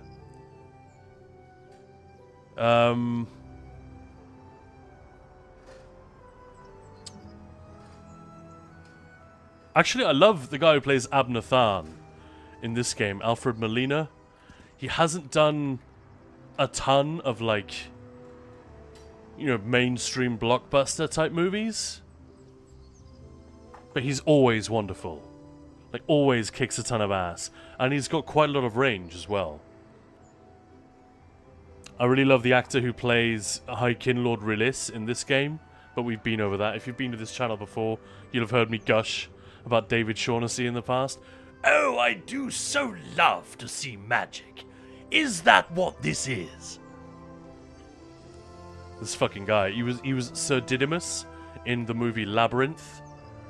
You know, the little dog knight thing, whatever the hell it is. See that movie so many times, I still don't know what Sir Didymus is supposed to be. Nick Cage. Literally 1984. Tiago, yeah, exactly. That's fucked up. Made some naked high elves holding all my crap. That's disturbing, dude. So we need to check out the wall in various places. If I port here, what does it say? Aaron will go with Nicolas Cage. He's unconventional, even though he's signed up for a lot of crappy movies, but his roles are usually interesting. When he's good, he's really great. I love Nick Cage when he's on it, but yeah, he has done a bunch of just I'm Nick Cage, you know, just phoning it in stuff over the years. But Color Out of Space and Mandy, those came out within a couple of years of one another. If you guys are like Cage and you haven't seen him in either of those, be warned, both are a bit grisly. Like, Color Out of Space is like cosmic horror, and Mandy is sort of psychedelic, drug-crazed biker monsters horror. Both very, very violent in an awesome way. A little ominous when you get close. Go ahead, check it out. I'll look from back here. A writhing distortion. Lady Spitfire, Thank you for lurking. And Moose, put scars and burn marks on them too for RP reasons. Let's see what it looks like. Mission Impossible: The Phantom Menace. You're a menace. Thanks. Follow the chain into that portal. Oh, we get to go in a portal. Okay, so I take it back. I take it back. We are doing a little bit of story action here. Looks like that binding energy flows from somewhere inside that cave. We should investigate. Maybe I should stop. The Queen was the only one I listened to. Come to find out it's Kate Beckinsale who did the VA. She's one hot lady. She is amazing. You're not wrong. Beckinsale is kick-ass. Maybe that anchor chain originates around here. I saw... Again, she's done quite a mix of movies. Like, the Underworld movies, even people who love them. I don't think anyone says they're the greatest works of cinematic genius. But she was in a movie years ago, like 2016, 2017, called Love and Friendship. It's actually a Jane Austen adaptation, but it's a much more edgy story than what Austen normally writes. And Kate Beckinsale plays this absolute bitch, basically. But because all the dialogue is, you know, very, very proper and of the period, she's absolutely hilarious and so full of venom and incredibly attractive and magnificent all at the same time. So good. That movie was a lot of fun. Did anyone else see that? It wasn't like a huge box office smash or anything, but it was really decent. This doesn't seem right. Shouldn't we follow the ghostly chain? And thank you, Des the Mess, for the follow. Welcome on in. Say hello to Des, everybody. How's it going? And happy Tuesday. Click with Adam Sandler. Didn't expect to see her in that. I remember Click being absolutely dreadful. But although I watched it in a hotel, it was one of those, you know, where you have like 6 movies, 5 of which there's no way you're gonna watch. So you pick the one that's left on, you know, free view or whatever.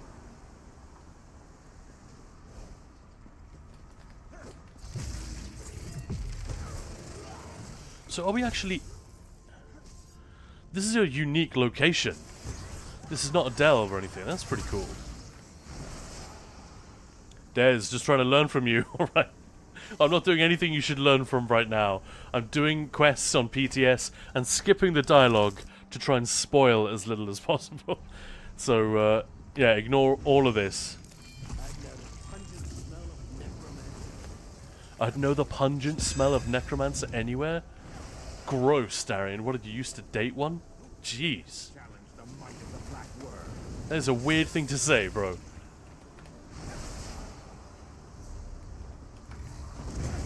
Ah, the scamp hanging off the wall. That was cool. That was like low-key a really nice thing that they did to add a little bit of creep to a lot of the enemies. The fact that things like, you know, the blobs that you can fight, they crawl up and down the walls, and horvers and insects can sit on the walls. That's a really nice... Like, whoever had that idea, genius. Like, it's a small thing that makes a big difference, I feel like. There are the chains again. There's something up ahead. Steal some skills. I fucking hate Adam Sandler. Yeah. I think maybe you hate his movies. Hating him might be a bit strong. Found it. Destroy that shrine, friend. Can we destroy it like this? Of course not. Man, what a creepy place. I will stop you myself. Nice voiceover. Oh. Darian. Get out of my face so I can read this thing. Oh, they're just respawning. Alright. That voiceover. Very over the top.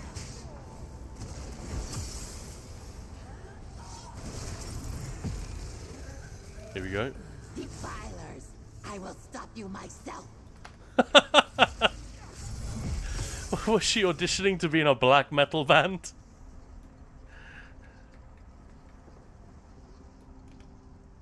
I how many people have been to a black metal concert where the singer greets the audience in exactly that voice?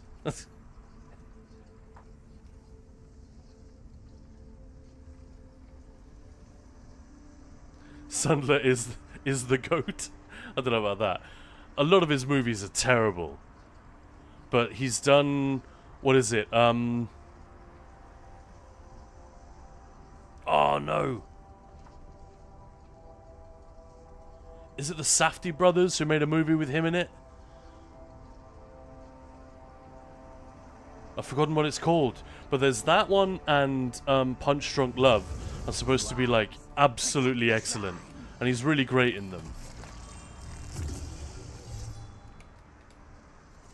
But the vast majority of what he does is super low rent, quote unquote comedy, that often you realize after watching it, hang on, I laughed once during that entire film. That's not really good enough.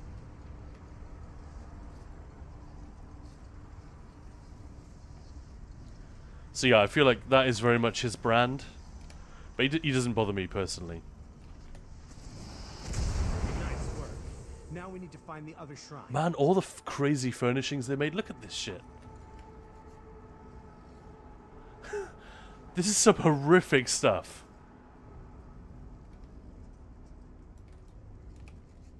That is like the horror version of Donnie Darko, isn't it? Isn't it? That's totally, Why are you wearing that stupid bunny suit? Why are you wearing that stupid human suit? Oh, what a film. How do you pick a niche? I mean, choosing what games to stream. Oh, we just play ESO. That's the thing. Ninja Pulls is not my name. I'm Khan. Maya kind of runs the show around here. She's my wife.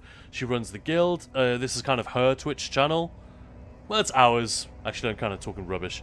We do as much of it as we can together, and we started up a guild in here. So we started teaching people in our groups how to do more DPS, how to be better at tanking, yada yada yada.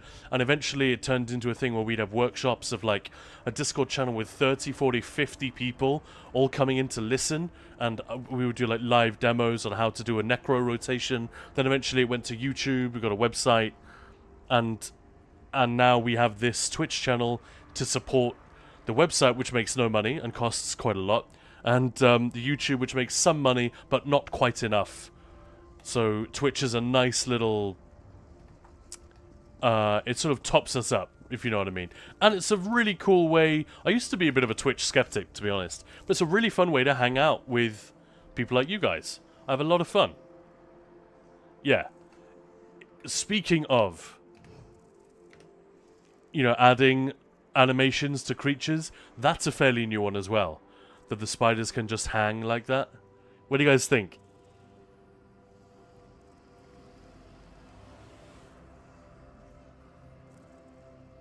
So you're basically into ESO. Do you also do shorts? We're supposed to. But I just, yeah. If you want to make money, you're supposed to do a ton of shorts and nothing else.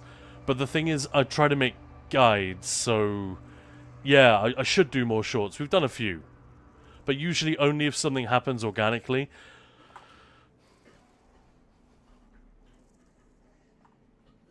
Yeah, Zan, he fast-forwarded being married to Kate Beckinsale. What the hell is this problem? Oh, that's a big spider. Holy crap, I didn't realize. I thought it was a big spider close to me, not a giant spider far away from me.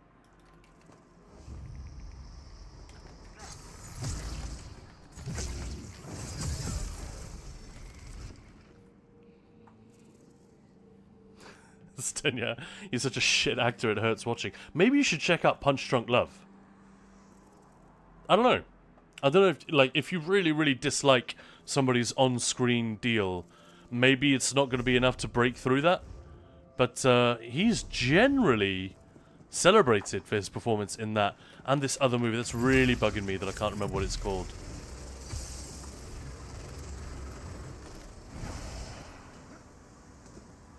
Let me actually look that up real quick while I'm on this loading screen. Of course, loading screen over. Alright, what is it? It's, I want to say it's the Safdie brothers from, like, 2020? Let's have a little gander.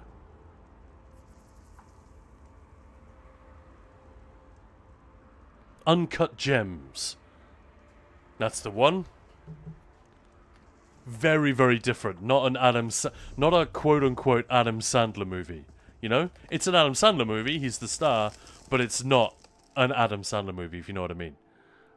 And it just goes to show he can do proper, cool, interesting roles. Like, he's a decent actor.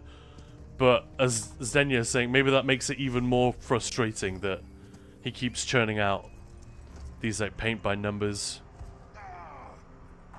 Some of them are good. Like, I have really enjoyed a couple. I really liked The Waterboy first time I saw it. Maybe I was too young. But I felt like that was pretty funny. A lot of people love Happy Gilmore as well, actually. That's another good one.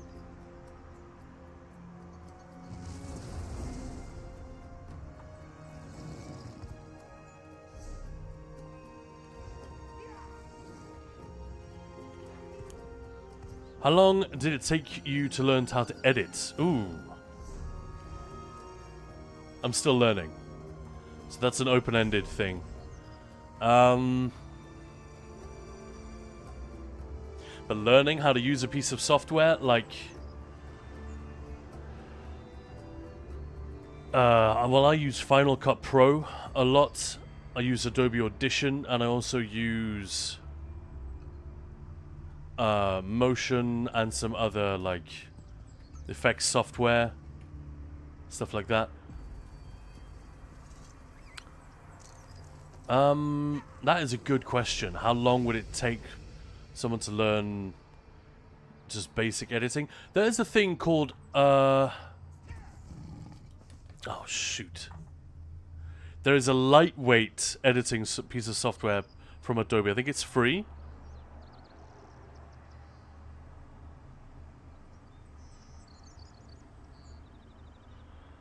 I can't remember what it's called. But it's, yeah, Adobe Premiere, which is what I use as well. I primarily use Final Cut, although I pay for Adobe Premiere, so I really should really pick a lane, shouldn't I? But I'm fairly sure there is like a lightweight version you can get for free, and that is very easy to use. Yeah, Adobe Premiere Rush. It's called. Is that still a thing? Oh no, it's not free. Fuck. Alright, never mind. But it's much, much cheaper. And you can, like, render straight to YouTube and stuff like that. I'd say that's pretty easy. Like, you can learn 50% of that in an hour. And if you just... You there? What pleasures are hidden here? What realm of revelry is this? You there? What pleasures are hidden? Did we just duplicate voice lines? We did, didn't we? We just got them overlaid on top of each other. Awesome. Adam Sandler's pretty good on the serious roles. Well, there we go. Insect movements in Monster Hunter Wilds are amazing. Spider monsters like Lala, Barina give me the ick I never got from any other game. Yeah, there's a lot of love for the monsters in those games. I've not partaken, but not because I have anything against them, just because the pile of shame grows too big.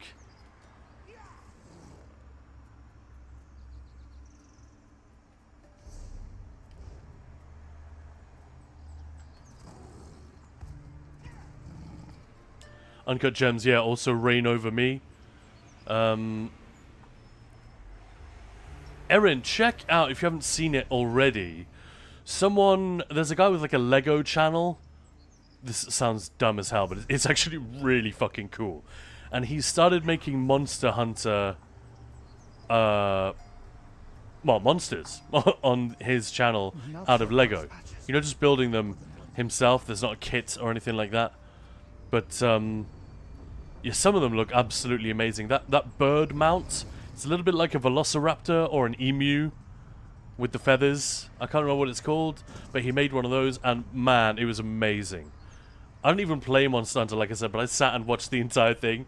I love Lego as well. I'm Danish. I'm a sucker for that kind of thing. Very, very cool. Zdenya, I'm just in that age where, you know, I'm right and everyone else can get bent.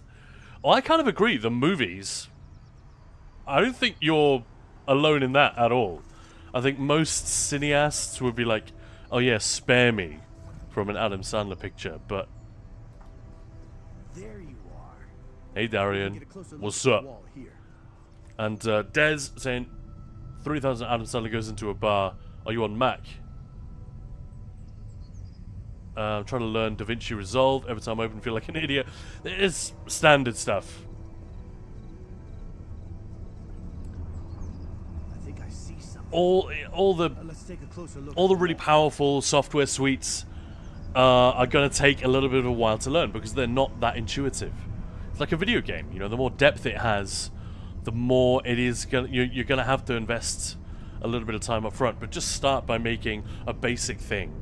And use online tutorials. There are loads of really cool ones on YouTube that will they'll like link assets to you in the description, so you can often download the stuff and then follow along and like recreate what they've done. That's actually a pretty tried and tested way to get you to learn and memorize the process, you know, the tricks. I never really did that with editing because I've edited videos professionally before this. It used to be my job. Food videos, primarily, but we would do lots of client work as well. The only thing I didn't enjoy was that I often had to do the camera work myself, and that could be very painstaking if you're not a camera guy. I'm more of the editing side. But yeah, video games, I love the camera work because it's much easier to control. You don't need an incredibly expensive rig to get a dolly shot. You can just do this. As long as you know how to hide your UI and curb your movement speed and all that kind of stuff, you can get beautiful shots in a video game that are incredibly expensive and difficult and time consuming to do in real life. So I approve. I like this. There's another writhing distortion. Take a look and see if we can get it to reveal whatever it's hiding. A writhing distortion. That's kind of silly. Another chain and portal. We should see where this Recommend when I use my MTB movies. DaVinci is the best way to get a brain hemorrhage fast. Best way to find its source is to step through. Fair enough. I just pirated a license anyway. Securet, that's it. Thank you. And Securet is the name of the mount. Des, also, like, I suck really bad at keeping a schedule. I can't help you with that. I don't think so. It's tough. There's no trick to it. I still think I'm terrible when it comes to, like, productivity. Like, sometimes I will turn around a video in record time, like in a day. And it's a 20-minute video, and it's good, and it gets a lot of views, and people like it, and I'm proud of all of it. And it's done very fast. And if I could do that every day, I would make quite a lot of money. But some videos take 2 weeks, while others take a day, and it's not always clear why. I guess if you're trying to make sure it's good, sometimes you'll get lucky, and it will just click, and everything falls into place. Whereas sometimes you will need to, quote-unquote, reshoot, rewrite your script, or re-record something, or it'll just take a long time to put together in the edit. And it's frustrating as well, because you don't always know what thumbnails are going to work, when people are going to click away in the middle of a video. You always want to have something happening visually or in terms of the chat, but people will sometimes just close the video. And it's like, why? Why are people not watching? Why are people stopping at this point? And ultimately, there's no way of knowing. The human psyche is bewildering. So just have a play around. Honestly, it would be my suggestion. Most of the stuff I've learned, I wasn't taught by anyone, or it wasn't even suggested to me. I would just think to myself, in this video, wouldn't it be cool if I could make an animated graph? Lots of big square crystals. Like the video I just put out a couple of days ago. Guess we need to go farther in. I made an animated graph halfway through the video showing how these stacking sets in ESO gain damage stats and how with this patch change they're now working this way. And I didn't know exactly how I was going to do it until I started. There is no piece of software that will just do that for you. But yeah, it looks great, and it didn't take me that long to do. You just got to sort of get creative, and there's no way around it. You have to. If you've got a toolbox full of hammers and screwdrivers and various other bits and pieces, hacksaws and all that jazz, you just got to pick them all up and use them, and then eventually you'll be able to build or fix or do whatever you need to with all those tools. But you just, yeah, got to know your way around the stuff. Sorry, probably not super helpful, but that's the best I can think of.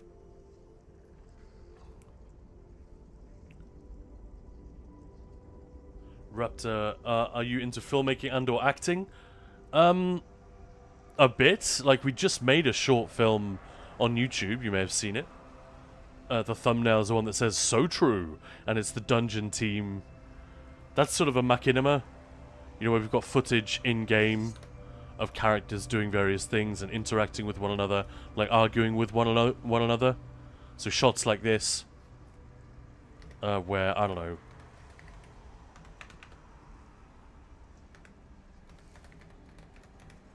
if I type in Rage Reach, you know, you do that, and you combine that with Darian not like looking around, but actually focused on my character, and then a voiceover saying, "Why aren't you fucking listening to me?" And suddenly it brings it to life. We did a bit of that. We had a lot of fun with that, but again, it took a huge amount of work. It seemed to get very well received as well. If you haven't watched it yet, check it out. That was a lot of fun. The vast majority of the voice acting in there is not me. I'm just the narrator, so I have like 5 lines in the whole thing, and they're very cheesy because it's like trailer voice, a band of adventurers, that kind of nonsense. But yeah, if there was an opportunity to do more stuff like that, definitely of interest. Maya's a great actor, actually.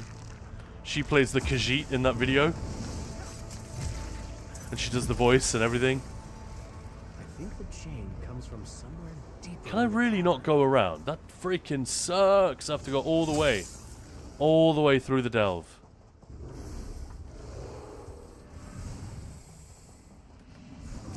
I'm just going to ignore you lot. Forget about it.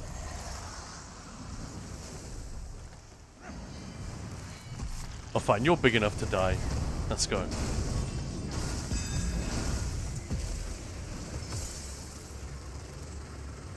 Just a trail of corpses.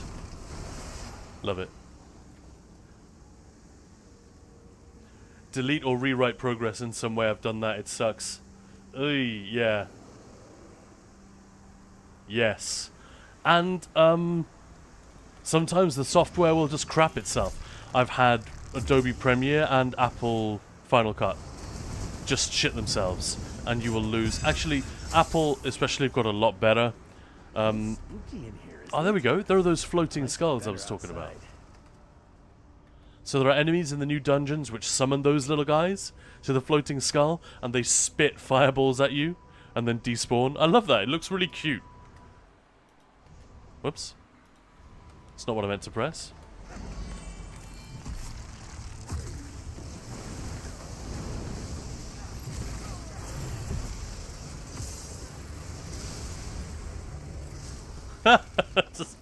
Arcanist is so freaking busted. It's a lot of fun though. Like, enemies don't even realize they're under attack and they die.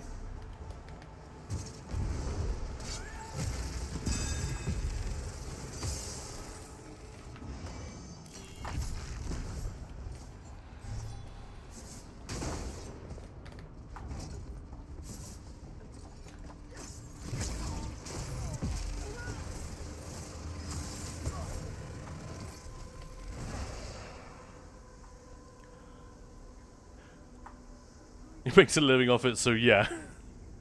I mean, I wouldn't use the word pro. I would use that very hesitantly. I might say professional. It is something I do professionally to a degree, but it's weird. It's like a mixed bag because there are people who make a lot of money from YouTube by surfing a particular kind of content, but the videos don't involve any complicated editing. There's various ways of doing it.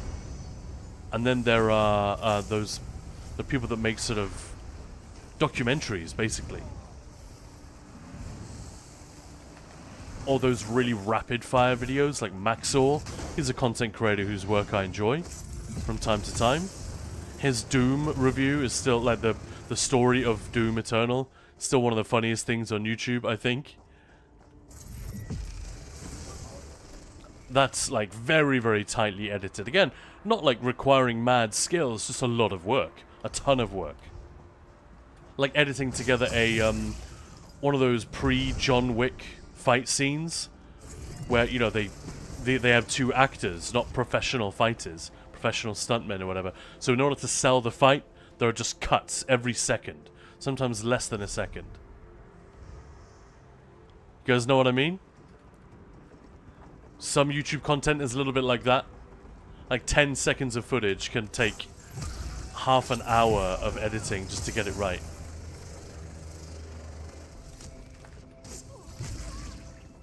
But again, not really skill necessarily, or like, it's not technical skill so much as having an eye for it and being able to use it to tell the story you want to tell. And then just putting in the work. Friend, over here. Stand in the light. Hey. Why are these guys draining my stamina?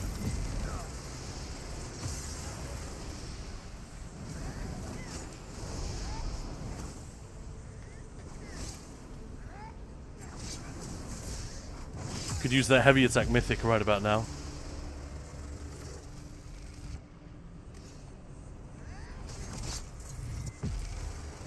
Why am I even running max stat food? Maybe I should ditch it.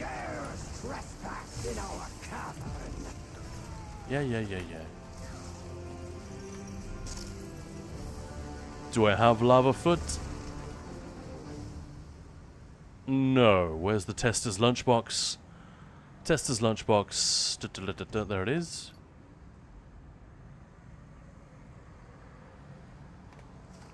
There we go.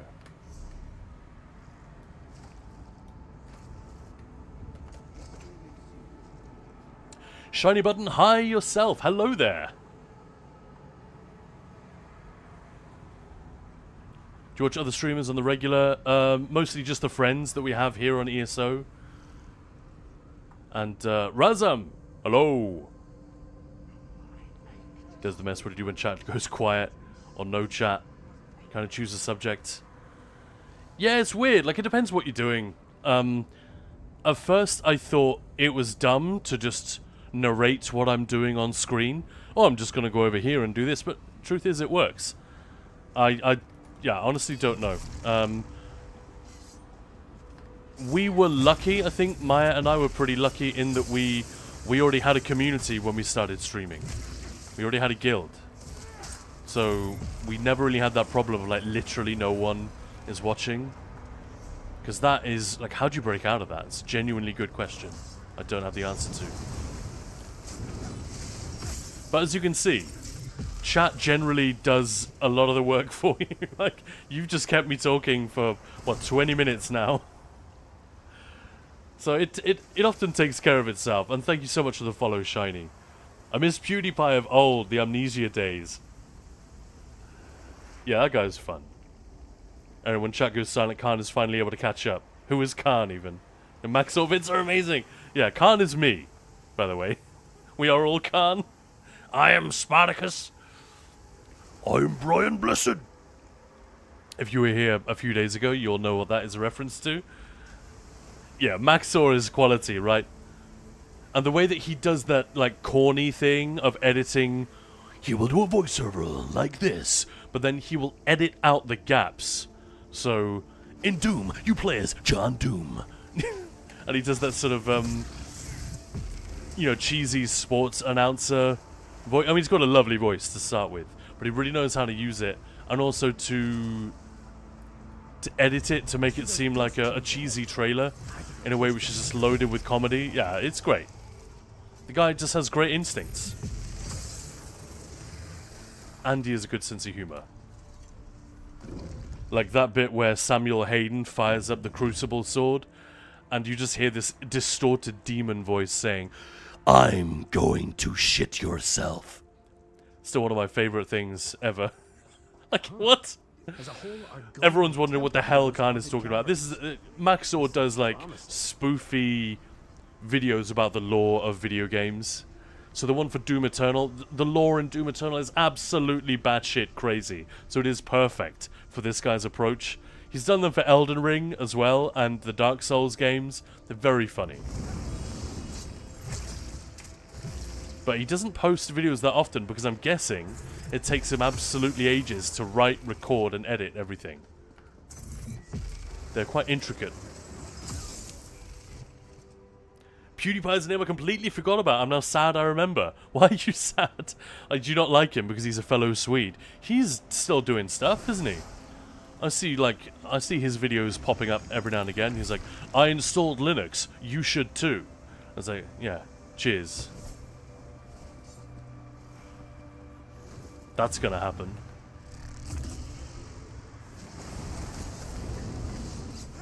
But yeah, he's still up to his usual tricks, I think.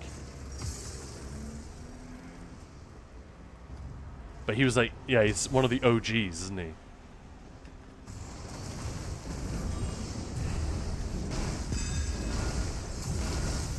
Let's just stand here and I can kill them all without moving.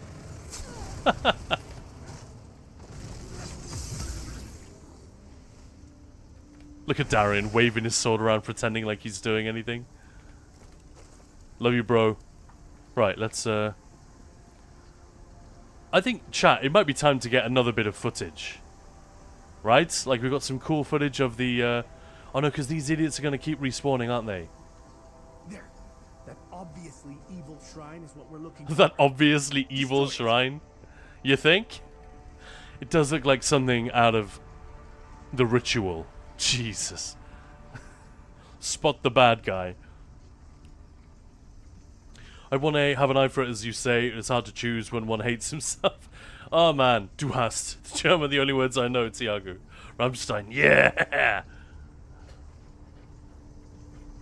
Absolutely. I still think, I never expected to say this, because I thought Rammstein weren't getting particularly better as they got older. But I was still, you know, paying attention and enjoying their stuff. But I thought Sight was absolutely brilliant. Like, almost from start to finish. Maybe I'm just out of touch and that's like a super popular opinion. I just don't realize it. But that was their latest one from a few years back. I thought that was freaking great.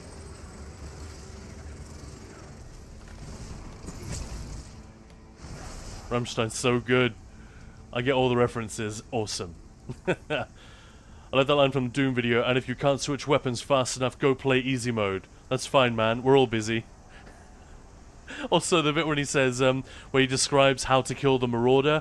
For context, the Marauder in Doom Eternal was like a famously badly received enemy by some players. I think most players just got on with it. Because ultimately, he's very, very easy to deal with, but there's literally one way you can deal with him.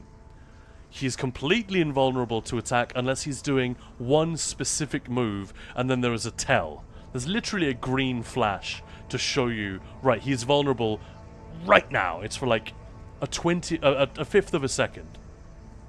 Or something like that. It's very, very brief, but, you know, it's more than enough time for a typical player to react and shoot or something.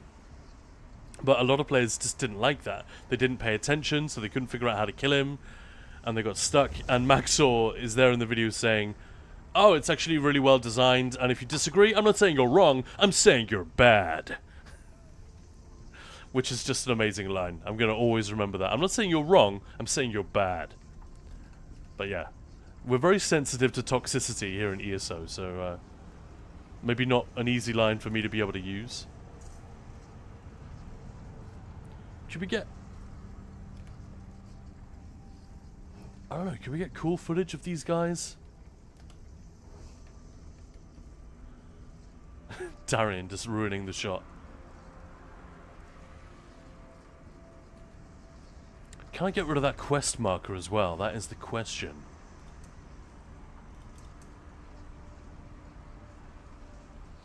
You can't get rid of those, can you? It's just quests.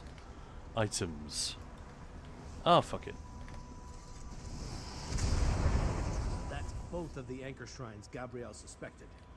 We should check on the Meridian lands and tell Prince Azal what we accomplished. So again, very, very simple quest. There's a little bit of story, a little bit of lore here, but ultimately, not really. Very, very simple, sort of a fetch quest type deal. And now we need to go back to the main camp. There's the mess. I love the AMV from Doom with the music and that line with the fear. The only thing they fear is you. Yeah. But that the Skyrim has that as well. But there is one they fear. In their tongue he is called Dovahkiin, Dragonborn. You guys remember that? Was that Max von Sydow doing that? Another Swede. Getting all the Swedish references today.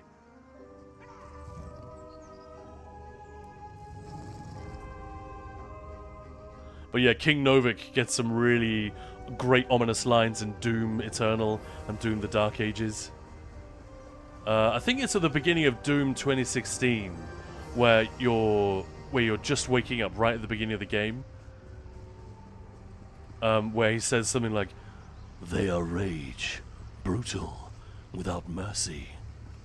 But you will be worse. Rip and tear until it is done.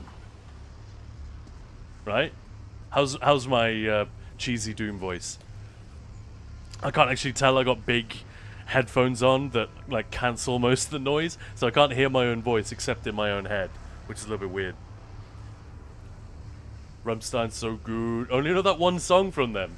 Best band I've ever seen live. I've never seen them live. One of my mates, one of my best friends took his parents to see them live. His parents are both accountants. Yeah? They are, my mate is like hilariously good fun. Everyone loves him. He's one of those weird guys. Yeah, I don't even know how he does it sometimes, but everyone just loves him. And he's a ton of fun, but his parents are super duper freaking boring. But his dad is really into Rammstein. Like, go figure. What? Anyway, he bought them tickets, and they went to see, and you know, so he's got these very, very prim and proper English parents sitting there watching Rammstein, and Till Lindemann at one point gets this giant hose attached to himself, and my mate is thinking, oh no, this is not good. And then he has a huge prosthetic cock strapped to his front, and like he shoots out fake cheers all over the audience during one of the songs. I mean, I wasn't there, so I can't testify that that's exactly how it went down, but this is a story I've heard my friend tell several times, and he was there with his mum. So, never take your mum to a Rammstein concert, just in case.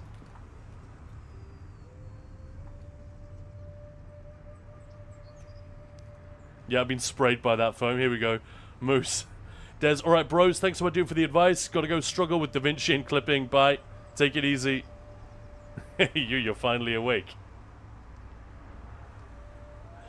Yeah, well, thanks for stopping by. And thanks for giving me something to talk about for 20 minutes or whatever. Let's go and turn this quest in.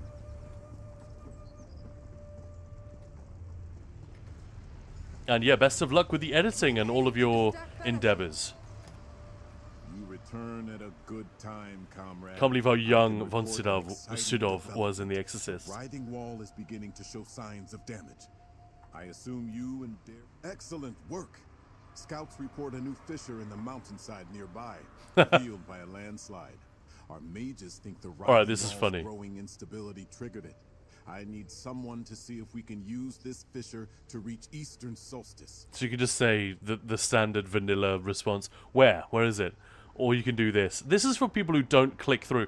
Have you noticed the fun, like flirty, aggressive, or soothing and friendly options with the new dialogue choice system?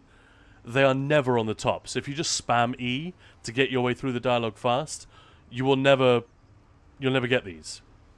Really? You heard about a big fisher and thought of me? You heard about a big gaping, stinking fisher and thought, hey, that Khan dude. Ah, I guess that didn't come out the way I intended. Anyway, it's just south of the camp. If this new passage Always leads pick all the way aggressive to the one, base yeah. of the wall, it may be possible to slip through there. Could you investigate? I think lots of streamers have been enjoying, they and their chat. I haven't really done any of this yet, but they've been enjoying flirting with Scordo and Raz, obviously. Thank you, comrade. I knew I could rely on you.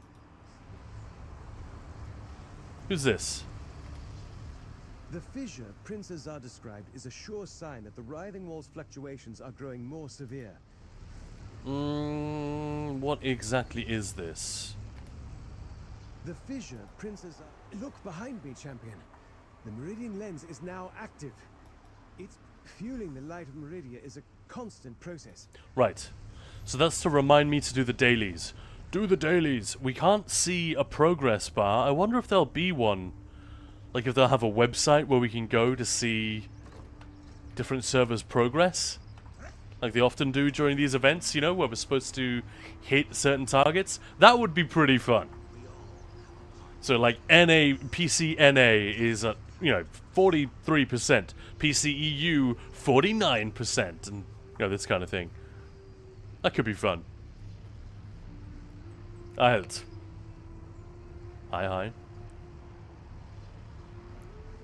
Flirting with NPCs.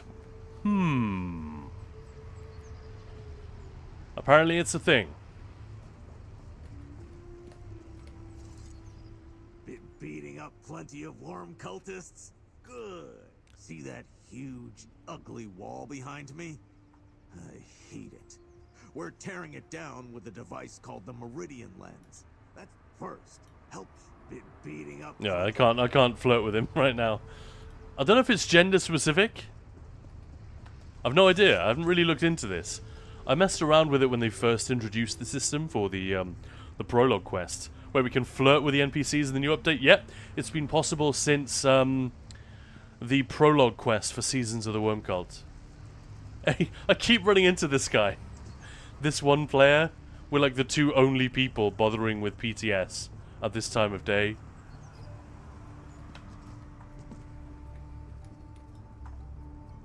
But yeah, if you joined recently and are wondering what's going on, welcome on in. Welcome to Ninja Pulls. This is Khan, flying solo again today, and a bit of an early stream. We're doing a 10 o'clock to 2 o'clock today, so we've got about 90 more minutes of fun-packed nonsense and Elder Scrolls memeing. Today, I've just got a ton to do this evening and afternoon, so I thought, let's put in a nice long stream a little bit earlier in the day. Yeah, this is PTS for Update 47, specifically the Writhing Wall event, where we have to break through this thing and unlock the eastern part of the island of Solstice. So this is the whole point of the content pass, right? Is that it is functionally the same as Blackwood, Necrom, Westweald, High Isle. It's the same as all of these updates. It's just bisected right down the middle in terms of, well, geographically speaking, but also in terms of release. So we only got Western Solstice in Update 46, and 2 updates later we get Eastern. And in between, we get this new dungeon DLC called Feast of Shadows, which will also include the Writhing Wall event, which is a server-wide event like an ongoing siege, basically. But instead of a siege, instead of a trebuchet, we got this thing. And we need to keep it supplied and powered. We need to fend off attacks at these camps down here. I will probably die if I do this. Just because it keeps happening to me that I engage in combat, everything light attacks me at once, and I die because my reactions on PTS are a little bit slowed. Oh, there's one more guy. But yeah, this will not be a solo affair, so... In reality, I think this needs to be a little more difficult. Not needs to be, but I think it should be a little more difficult.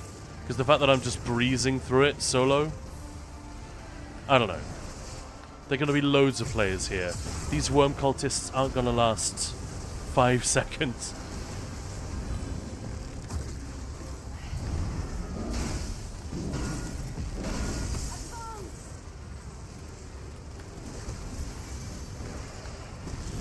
Oh, I thought that was the boss. Whoops, I ultied too early. The thing to do here is to get rid of the little ads fast. I think. Oh, whoops. Look at this guy. Vavoom. And you know what I mean? If he was really, really tough, like proper tough, that'd be such a cool encounter. But with 20 players here, let alone like 30, 40, 50. These guys are just going to get absolutely booted as soon as they spawn in. I'm hoping, we've talked about this already on previous streams on the PTS, that there will be some sort of scaling. But I need to ask Zos about that. I need to submit a proper bundle of feedback. Moose, organize a server-wide no one does this event on this one server thing and see what Zos do. In that case, we'll get the other part of Solstice as part of 2026. Yeah, I guess. I want that Daedroth as a mount. Yeah, like a dad carrying you on his shoulders.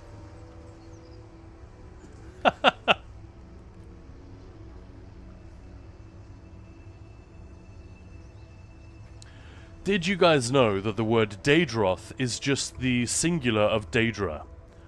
So actually, these things might as well be called demon or monster. It's just a generic term. We don't actually have a proper name for these big crocodile-looking things.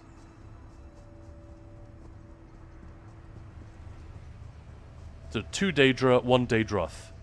Technically, but no, it's one of those things. It's in a book somewhere, and they point out that no one bothers to use it correctly, much like the real world. I like that detail. I think that's fun. Walks in ash. Yeah, exactly like that. You use the Gua model for Daedroth mount. So when it jumps, imagine this, right? So keep picturing the Daedroth mount. Where's the Gua?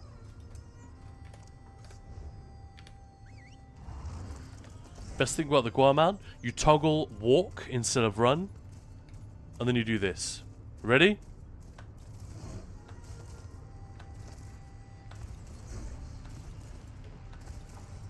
Best way to travel in all of Tamriel. Tell me I'm wrong.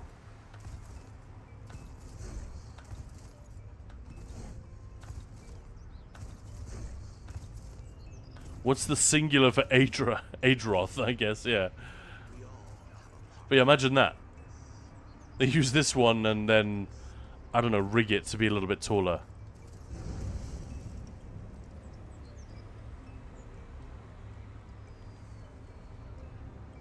I mean, I guess a Daedroth mount is possible. We did get, I guess I don't have it on here. But we did get that... Oh, what are they called? The Shackled Titan? You know, where they had their wings cut off. But yeah, that was a little bit of a stretch. Like, it kind of looks nothing like an actual Titan.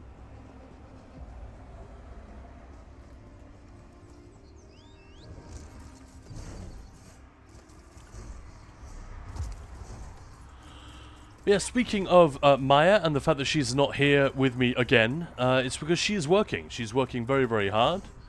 Extra time so that we can... Oh, here's the fisher who's talking about. If you're walking into a dark cave, you might want a light of Meridia with you. I think I'm fine. I could just light everything up with this in more ways than one. Darian, I think you're good.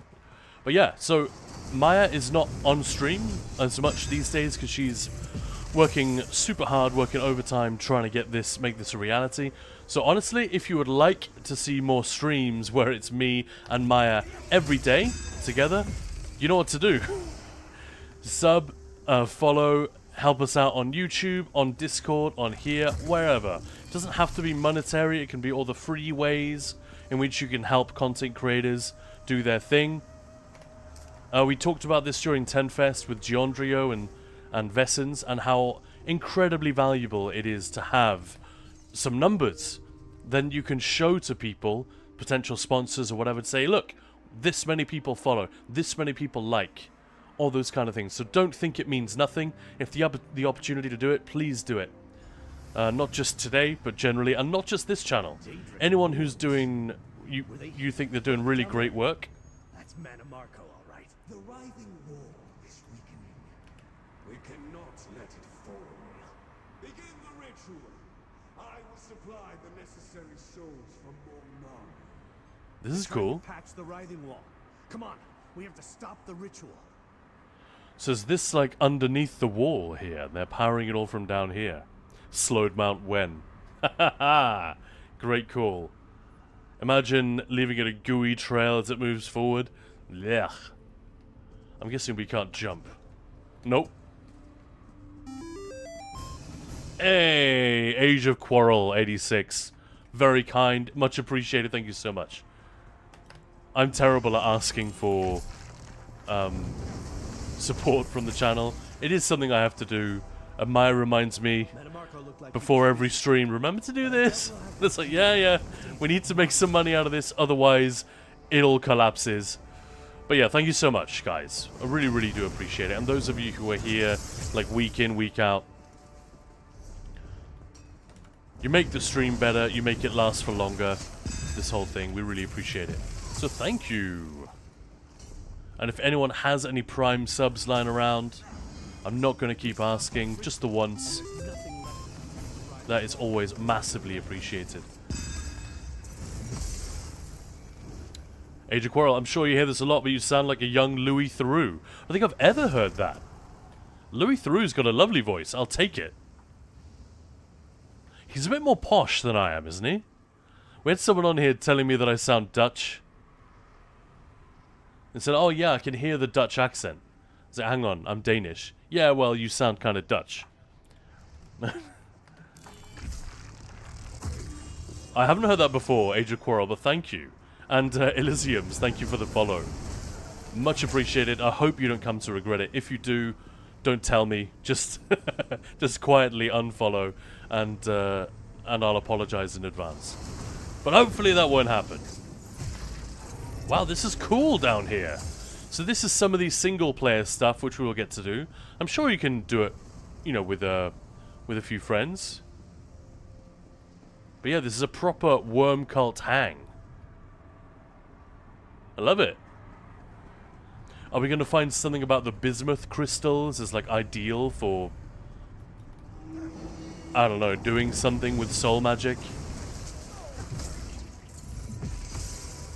By the way, if anyone hasn't seen my Mannimarco video on the worm cult and all that, I know it sounds very self-serving, oh, check out my video, but I rewatched it again the other day because, well, obviously it was made well in advance of all of this stuff, and I wanted to see how well my predictions were holding up and how good the video was and so on. I also wanted to see how many views it had gotten, and yeah, that's a pretty good summary of, like, if you're not 100% clear on everything that Mannimarco did, who he is, why he's doing what he's doing, what the worm cult are and where they came from. It's a pretty good primer for all this stuff that's coming up, because there's a lot of worm cult in Solstice, or Seasons of the Worm Cult Part 1, as you'd expect, but there's even more coming. The eastern side of the island, when we finally get through to it, is absolutely crawling with necromancy and just horrible, horrible stuff that they've been up to. Speaking of horrible stuff, Is it just me, or is this freaky as hell?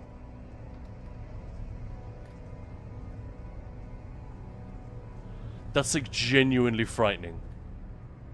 Like imagine you're walking your dog in the woods, it's getting a little bit dark, you turn around to go home, and then you see that in a clearing. Like you're getting the fuck out of there. You know what I mean? That is a truly horrifying thing.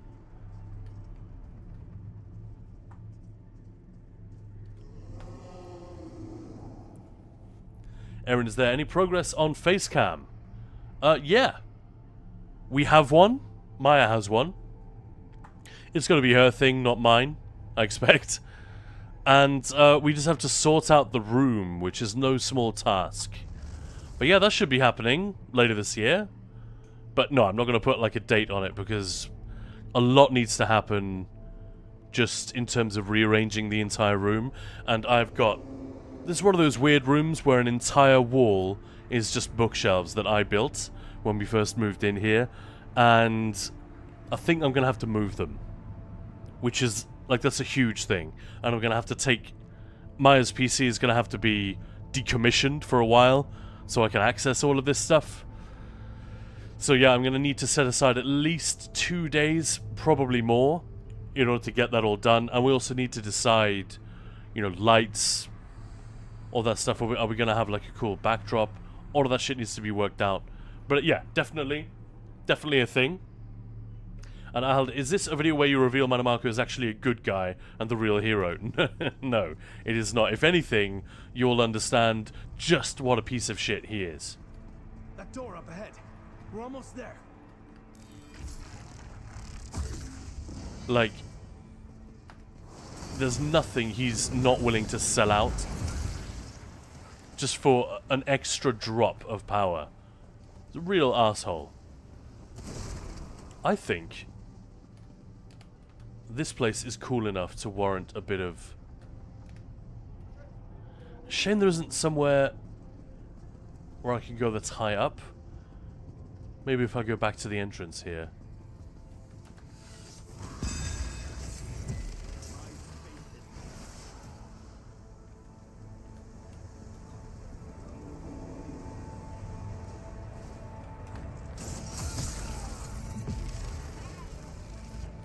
I just think this is a very cool environment, so I'm gonna see if I can get up here. Nope. That's not gonna work. Damn. It's all about getting to an elevated position in this game so you can get the cool shots. No, just invisi-walls everywhere. Damn.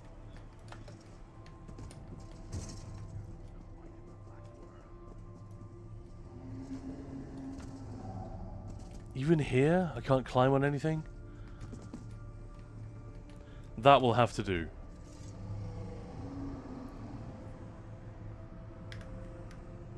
And if I change to... Yeah, that looks cool, doesn't it? Let's do it. Let's fucking do it, and then I can talk to you guys unimpeded for a minute.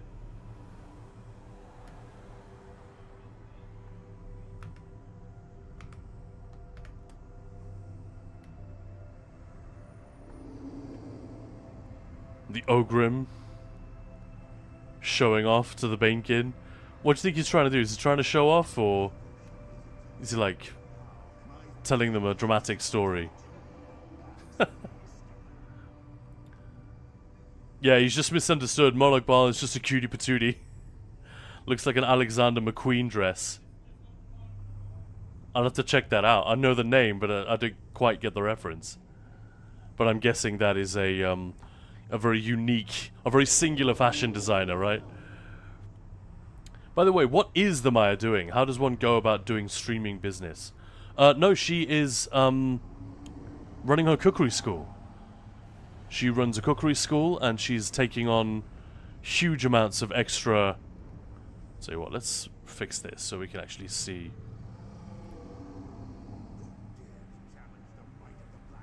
Start again.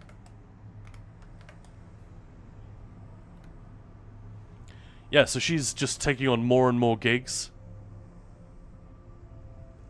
and doing way more shows, way more demos and classes than she would normally do. Just while we get this, like, you just need the first step, right? Very briefly, because no one's interested, but a very brief peek behind the curtain. The first step with doing the whole content creation thing is to get it to grow. You need to get it to a point where it's beginning to grow. Once there's a little bit of motion, it's like, right, keep that up. Can you grow it faster? And, you know, how can you expand upon it and stuff like that? Take on more, do more, improve, make it better.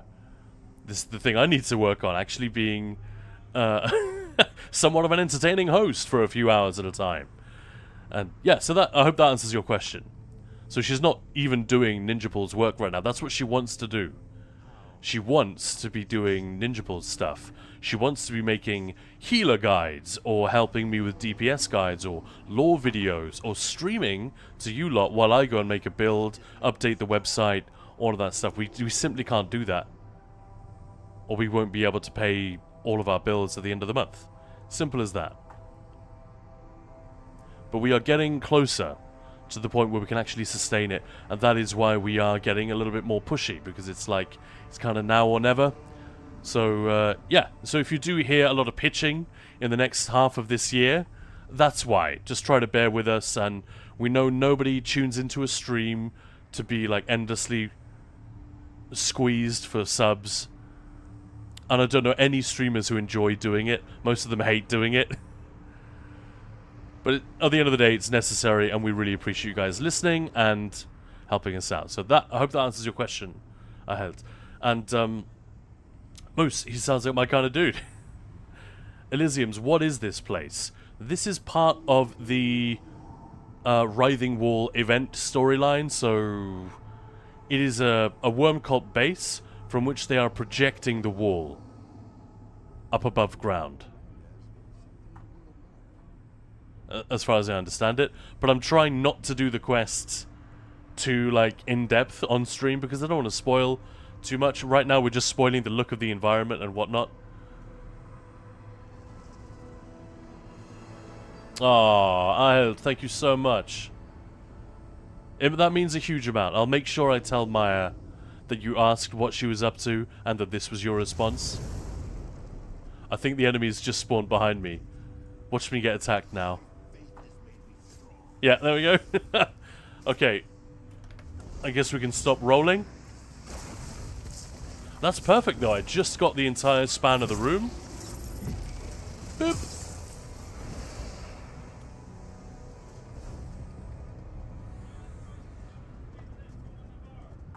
What a cool location, though.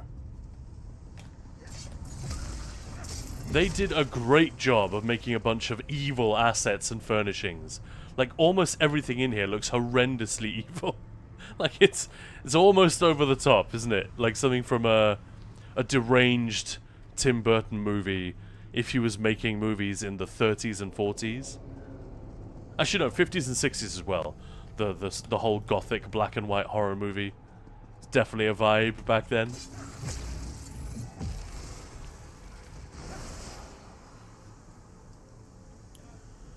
Erin, make a video of Shadow Skull Line getting nerfed, sponsored by Raid Shadow Legends. Meaning if I came to the British Empire Island, I could learn from the Maya? Yeah, you could. You could indeed. I mean, soon, you won't even have to come here. You can just do it from home. Because what we want to do, once Ninjapul's is making enough that we can keep Maya at home, we're going to do cookery streams as well. Probably on the same channel. Maybe we'll set up a sister channel, I don't know. But chances are we'll just do it right here, and we'll do a load of gaming-themed recipes. And we've already got the cameras and everything. We've already got the space. Our dining room is basically a studio. So we just have to figure out how to make it, how to stream it all live. And we can do amazing cookery streams. Like, forget, I know a lot of people do cookery streams and they look dreadful. Like, super amateur, and it's all about just having a nice hang. Right, these would actually look pretty good.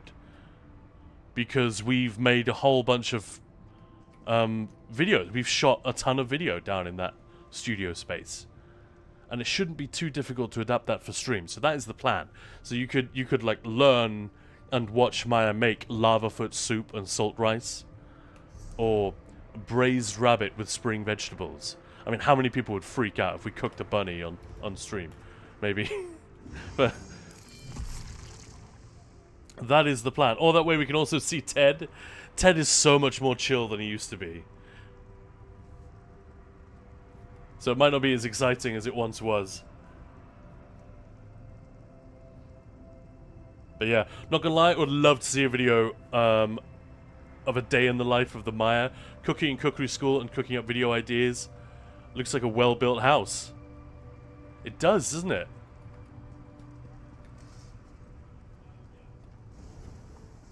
Oh, spoilers.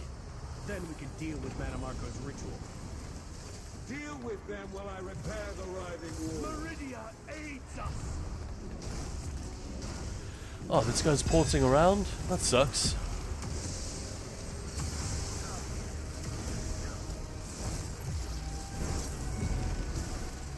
Maldrith Rebuker. Rebuke this. I'm just waiting for him to jump again.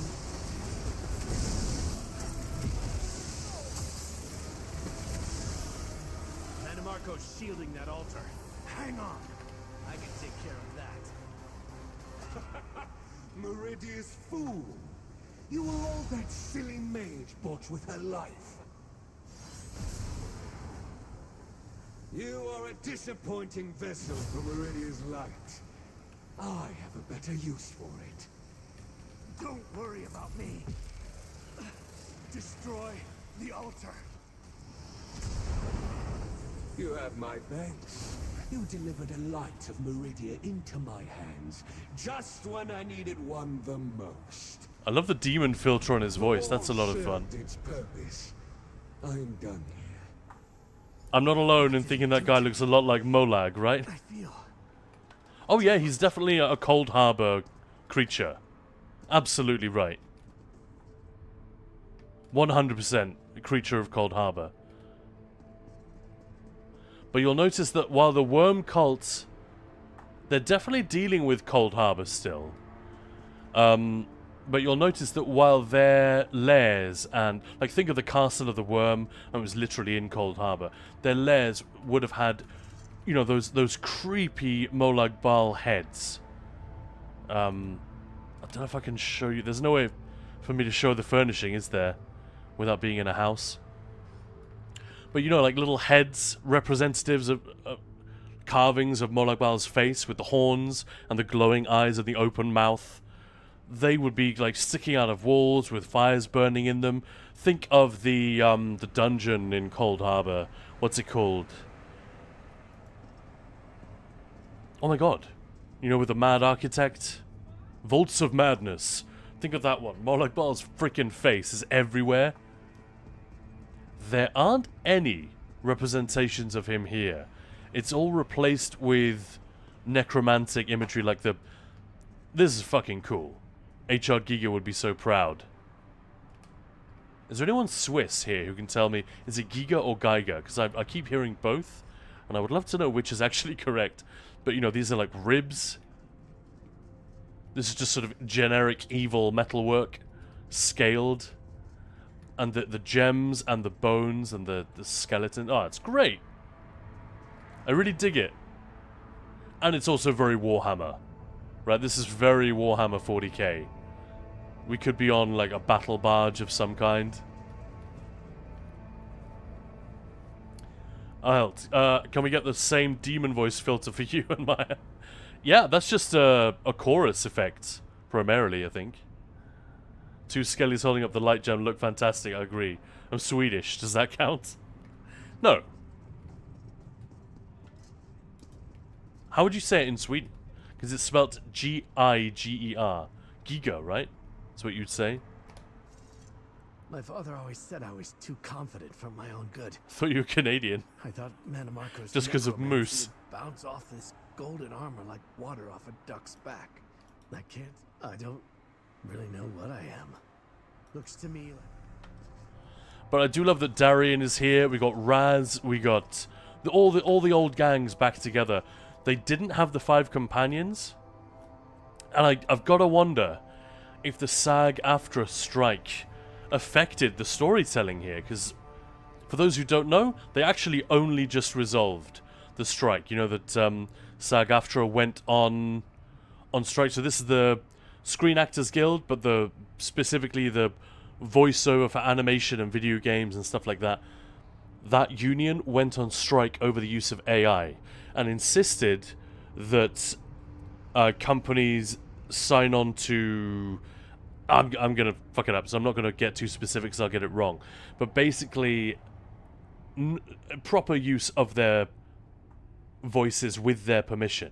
You know? Not creating AI versions of them without payment or permission. And using voice actors wherever possible. And yeah, the companies stalled on them for a really long time, it seems. But they finally did get an agreement in principle. And now I believe it's a legally binding agreement, like it's been signed. So the strike is officially over. And it was going on for like 3 years. So yeah, in the time that they recorded and commissioned the voice lines for this, I don't know how they did that. Like, how'd they get around that? Do they just have to use actors who aren't in the union? Or did they have to get carve-outs? Yeah. It's actually kind of interesting. And would they have brought Lyris back, but they couldn't get Jennifer Hale because she was on strike? You know? Not an important question. I just find that very interesting, and as a gamer who really enjoys knowing more about the process of production behind these games that I love, when something is really good, I love to understand why. What made it good? Who made it good? And the psychology behind it and all of that, blah, blah, blah.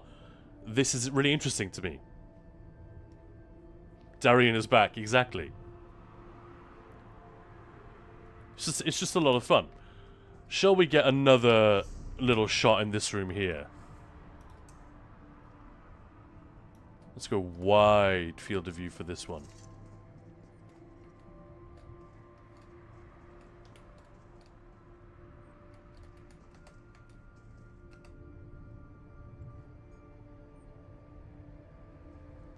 That is just a gorgeous, gorgeous location, in my opinion. I love it.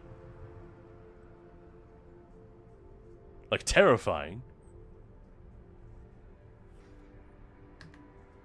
So all I need to do is switch to console UI, hide the UI, and then I can do this. So I appreciate the patience, guys. I mean, it's a beautiful visual. Drink it in. And this really helps me, because it means I now have some really great footage that I can use as background for upcoming videos, and you guys were here, helping me pick the shots and all of that stuff. It's a lot of fun.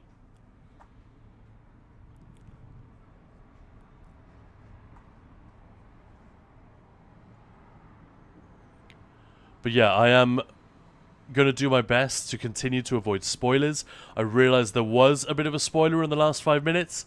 I hope nobody minds. I mean, if you've played the Solstice story already, then you knew all of this was coming. And if you haven't played it yet, well, I guess you're not that interested. But yeah, let's not talk about it, just in case anyone joins the stream or anyone missed some of the key things that just took place. Let's not discuss it any further.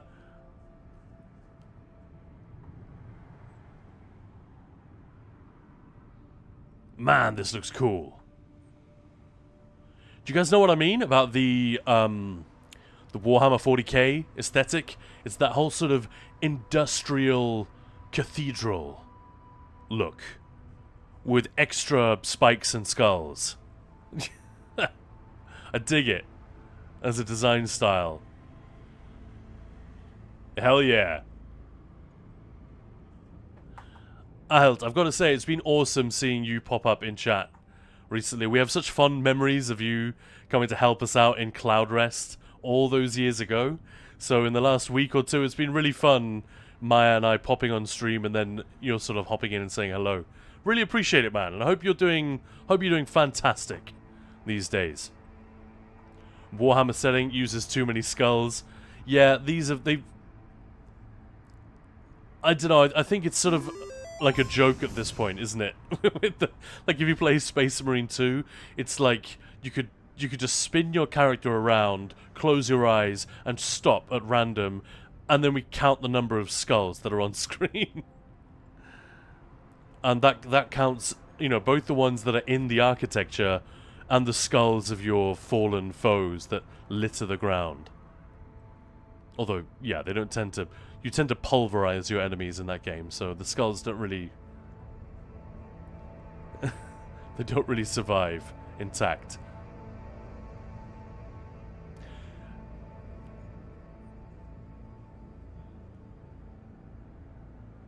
Mistaken? I'm going to call you that because I can't decide how to say that name. MBX is taken, I guess. But either way, thank you very much for the follow and welcome on in. Hope you enjoy the hang. And likewise, bowler! That sounds like a cheer. Like you're playing football and you've just got the ball and they're going, bowler! So I'm going to say it like that. Erin, need more and more Space Marine campaigns. Yes, Space Marine video games. Absolutely. Absolutely, yeah. I really enjoyed Space Marine. I don't... Like, we've talked about this before. I don't think it was quite fair that it got so much love while Star Wars Outlaws got dicked on from every angle. Like, the games were comparable in so many ways. In their successes and their shortcomings. But, yeah, there's no denying I had a freaking blast playing Space Marine. It was great. I really, really enjoyed that. And the combat system, I thought it was a little bit weak, but I just got over it. Okay, there we go. Another shot. But yeah, what a fantastic job they've done here. Yeah, and that suggests I'm right. You know, the reason the Worm Cult are here is to do with the bismuth, right? Is it like the island is one giant soul gem? Or something crazy like that? This may have been revealed at the end of the Seasons of the Worm Cult Part 1, but I'll confess, I never finished it on PTS, because I didn't really want to. And I haven't played it on live yet either, so I haven't actually concluded that part of the story. So the only one I'm really spoiling it for, I guess, is myself. But that's nothing new. I always do this. When we have PTS, I'm always like hopping around, trying to preview stuff and doing stuff out of order.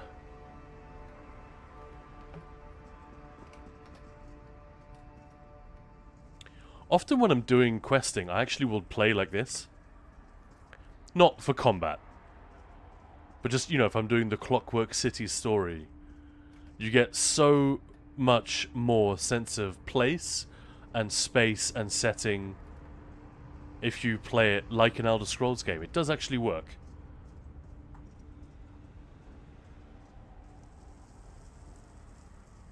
So I often play like this until I get into combat. Then immediate is like, you know, snap back into third person.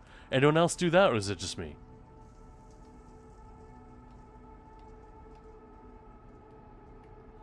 Oh, so we're back here.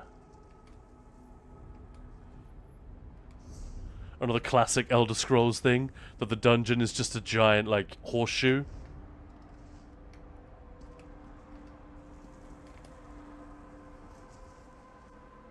Melee felt too powerful in that game. Maybe I was using guns wrong. No, I think that was intentional.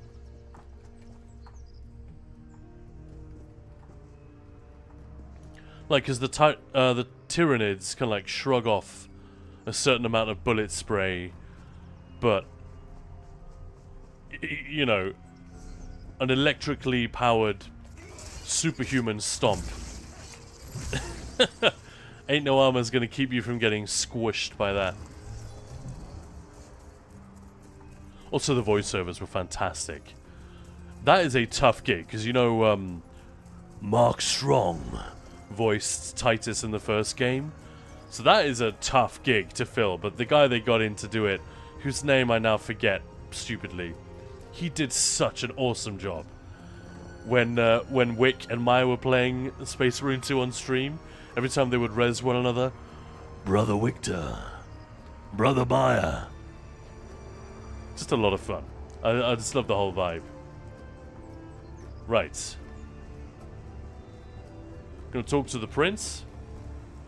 Right, son of Gilliman. There you are, comrade. Was the fissure near the writhing wall still where our scouts I thought it. You encountered. I need you to support our efforts to build up some.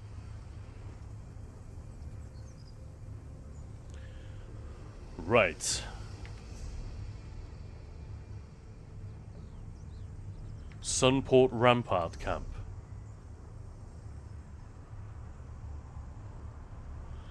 Stirk Fellowship Camp.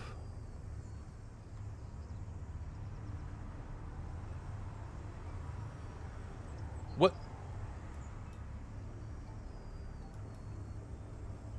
Where's the Sunport Rampart Camp?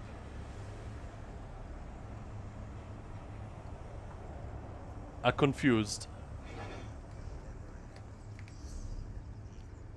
Support Sunport. Just having the words support and Sunport right next to each other, that's tricky.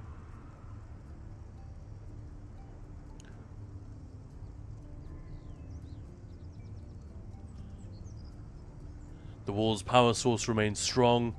I should aid this fellowship's efforts to advance the fight.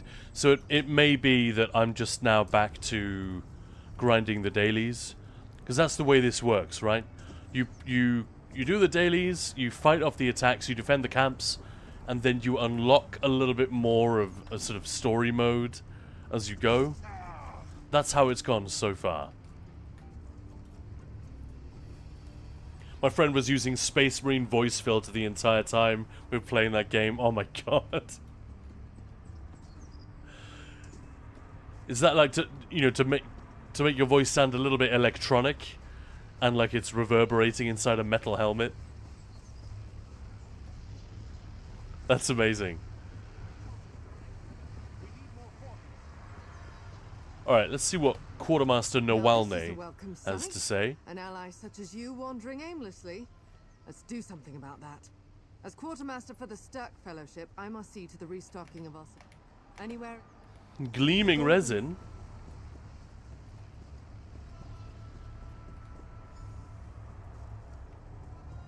So far, I gotta say, I like this event. I'm really hoping it scales. I'm not going to talk your ears off about this, we already covered it. But I'm really hoping it scales up in terms of difficulty and danger the more players there are in an area. Or maybe just they've given us a light version on PTS. They don't normally do that, because that's a lot of extra work. But I really, really hope the difficulty of the bosses scales up. Otherwise, it is going to feel a little bit trivial. I want there to be an actual sense that we're fighting off the enemies. And they've done it before, like Harrow Storms, unless you have an absolute ton of people, Harrow Storms feel like a real fight, you know? They're not difficult, and only the occasional person dies. But they're very difficult to solo, like that's a genuine challenge. And if there are only 3 or 4 of you, even then it can feel kind of tough. And they take long enough to do that no matter how many people are there, it's not just like snap your fingers and you're done. I'm worried that we're not going to have that here. Defending a camp takes very little time.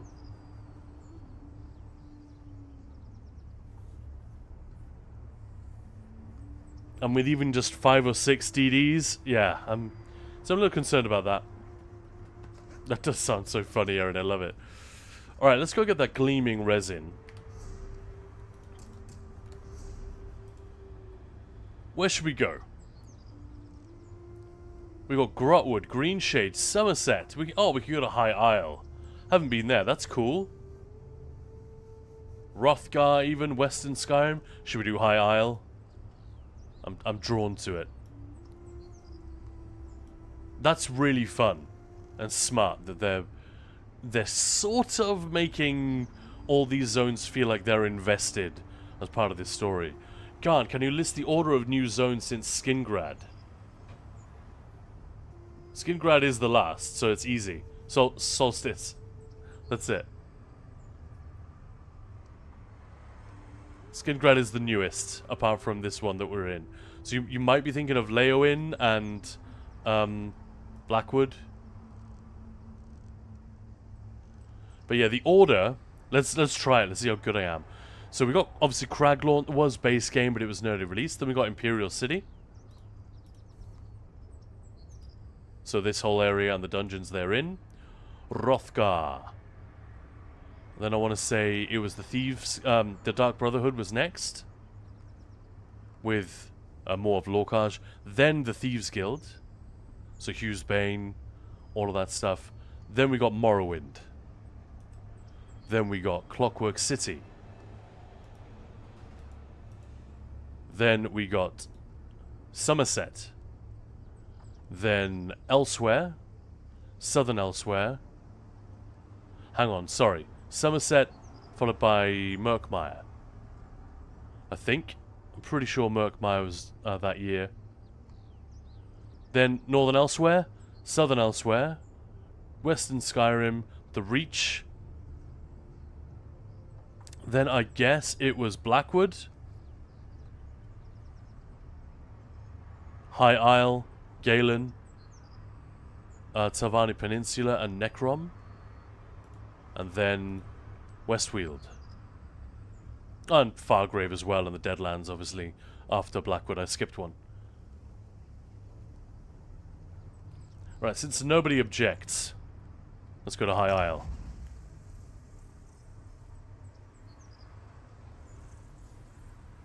There's so many of the stories I haven't finished yet, man. It's crazy.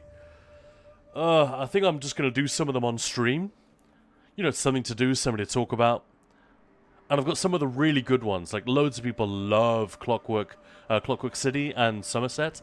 And those are two of the ones I need to do. Over here. Hey, Jakan, just who I wanted to see. No, I'm just kidding. We're not here for you. Delightful. Hey, Egbert. Thank you for the cheer, man. Delightful. Giving me my much-needed Shaughnessy fix. I've already gushed a little bit about David Shaughnessy, High King Lord Release the 12th, Sir Didymus from Labyrinth. He's done loads of stuff. He was also in Star Wars Rebels multiple times, I think. He's a busy man. But he's also in Indiana Jones and The Great Circle. And he plays Marcus Brody. Beloved character from the movies. And, you know, played by a beloved actor, Denholm Elliott, who I believe was from Bristol, where I used to live. But he died some time ago, sadly. So, yeah, they brought in David Shaughnessy to do... And you'd never know it was him. Like, holy shit. Even after being told that it was him, I still struggled to hear it. Like, as amazing as Troy Baker is with the indie voice, I feel like Shaughnessy deserves a massive amount of credit for his bringing that character back to life in a really believable way. You didn't finish Clockwork? Off with you, go do it. It has one of the Almsevi in it, exactly. I just, at one point, when we got really busy with the guild and with trials... What am I doing? I just have to kill these guys, right? For resin. And dodge roll cancel my beam. That's smart. Yeah, I just didn't have as much time to do all that. But yeah, you're right. It sucks. I love this, by the way. The face in the rock with the harpy nest as a crown. Brilliant.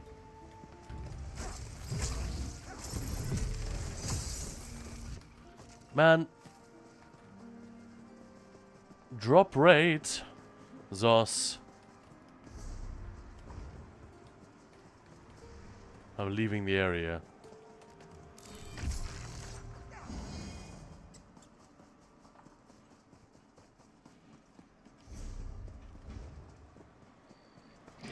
Yeah, I think maybe they just need to straight up ditch the whole drop chance thing and just make it a guaranteed drop every time, it does take the fun out of it. Especially if you come here and there are lots of people farming the Spriggans, or just like spawn camping. You don't want to have to fight to get in a hit. Let's see if this bear drops anything. Feels bad. No.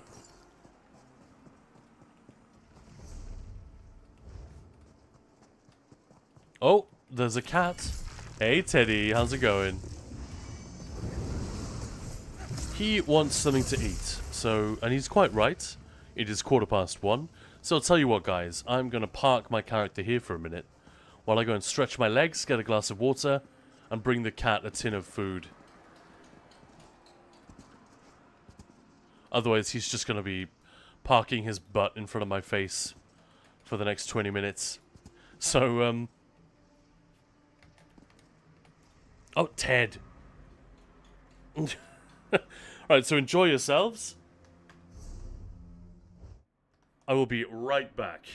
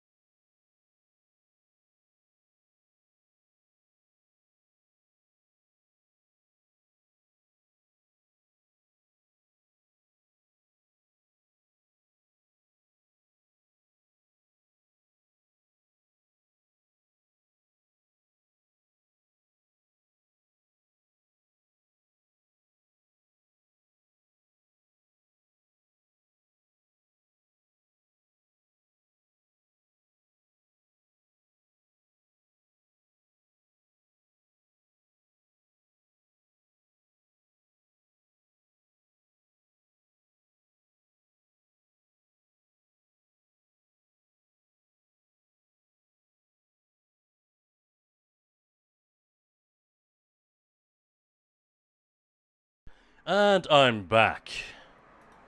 Sorry about that. What did I miss?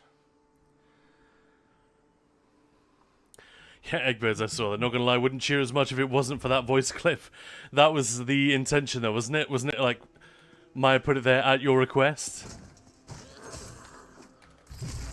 Oh, you don't recognize this part of the island? Yeah, there's not much reason to come here. Oh, this sucks. None of them are dropping anything. Yeah, so I'm definitely going to put this in my notes to Zos that the whole event will feel and go much better. Oh, it's maddening. So maybe this is just a terrible place to go. Because A, there aren't that many enemies, and for some reason they are very, very reluctant to drop anything. Well, whatever, it was fun to visit this part of High Isle again. Why don't we buzz off somewhere else? Eggbirds. Hi, back. Where do you want me to go, Eggbirds? Any of these markers, any of them will work. I Aheld, I say you either got to finish Clockwork Story or RP as a fisherman in Craglorn for an entire stream. Your choice. I'll gladly do the story. Like, it's stuff I want to do. And, yeah, I'll gladly do it on stream. Just, you know, if I get into it, I might not talk to stream for, like, 3-4 minutes at a time. But I guess you guys will get over it. Eggbirds is not talking to me. Alright, let's go to the rift.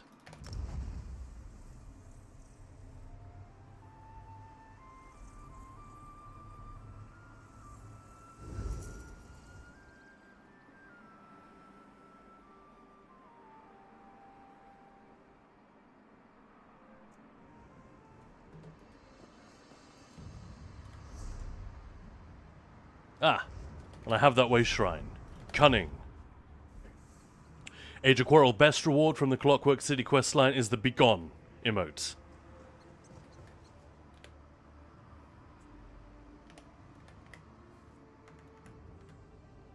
Also known as this.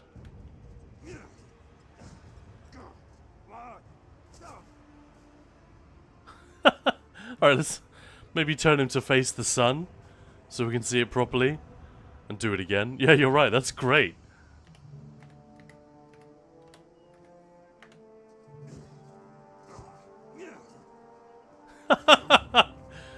Yeah, I like it. Yeah, see, having never finished it, I didn't even know that was a thing.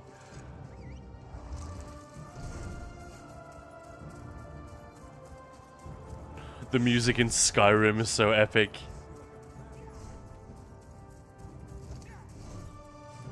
Are we in the area? We are now.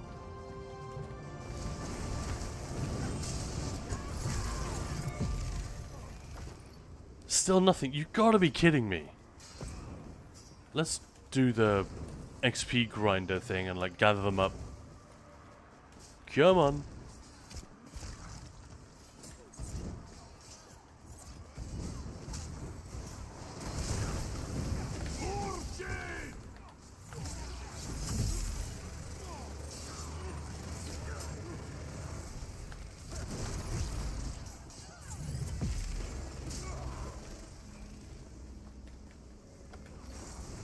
Seriously, what is up with these? I wonder if some of the areas aren't working, or... because some of the drop rates just seem unbelievably low. Or if some of the enemies in these areas aren't dropping stuff the way they should. A little bit frustrating, I'm not gonna lie.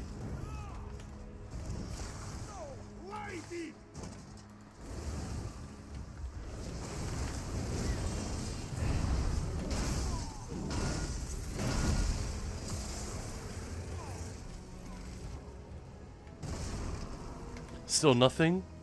That... okay. I should gather gleaming resin by hunting powerful nature spirits, yeah.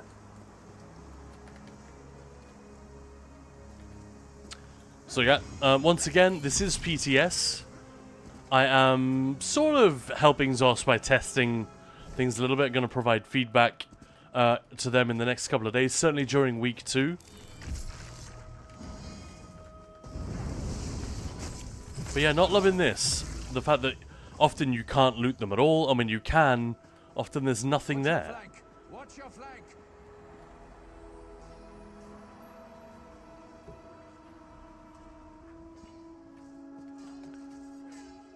Like, they're already fetch quests. Like, the least they could do, I think, is make them reliably quick and easy to do.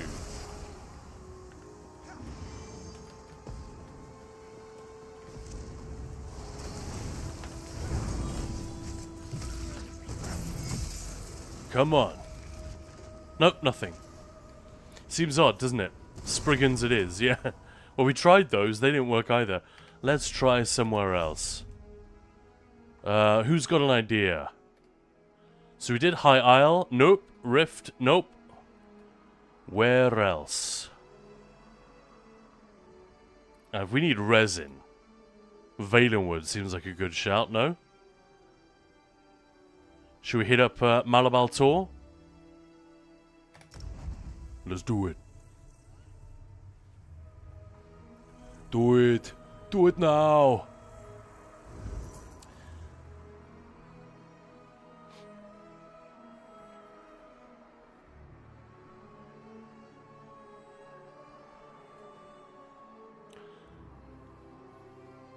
Yeah, the concept of binding together all of the zones and making them sort of part of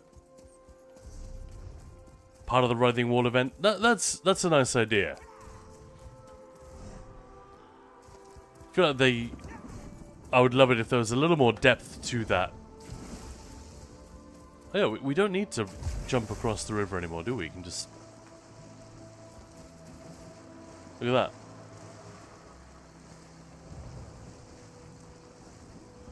Although, why would we... If we're going to swim in the river, we should absolutely use the Mammoth Mount. Because the Mammoth, if you weren't here the other day, the Mammoth does this wonderful thing where it raises its trunk to just stick the tip of the trunk out of the water when you're swimming. Look at that. So it can breathe. All day, baby. He's going snorkeling.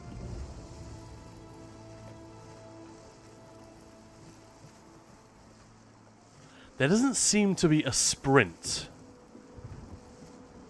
when you're swimming on the mount either. Are you sure it's the trunk? Not sure what you're thinking, Moose, but I don't think that would work.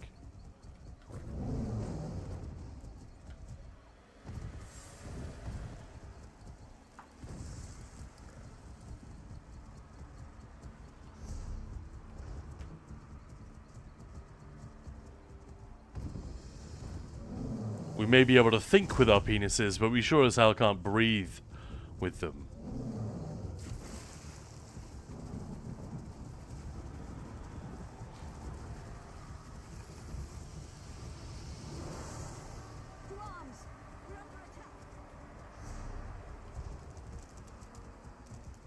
Not with that attitude.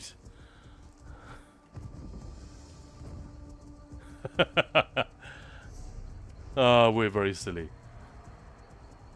I like our community.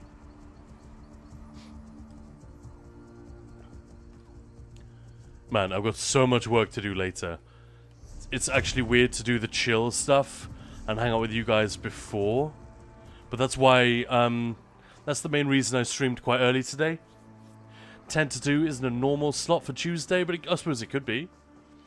So yeah, we need to kill more nature stuff. Was somebody here already? Hey!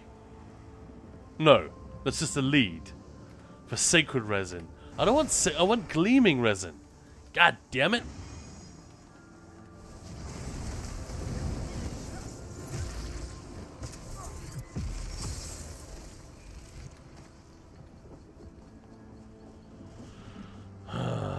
This sucks.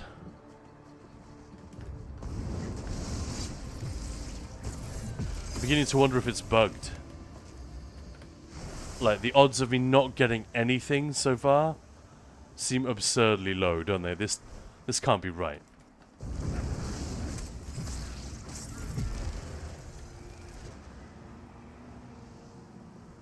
Oh, a monster trophy. Still nothing. Yeah, it seems bugged, right? So this particular PTS quest, I'm going to have to report almost certainly bugged. I must have killed 40 things by now. Not a single drop. I'll tell you what, why don't we hit the live server instead? And have a look at what the daily endeavors are and all that kind of stuff. Just want to port out of here.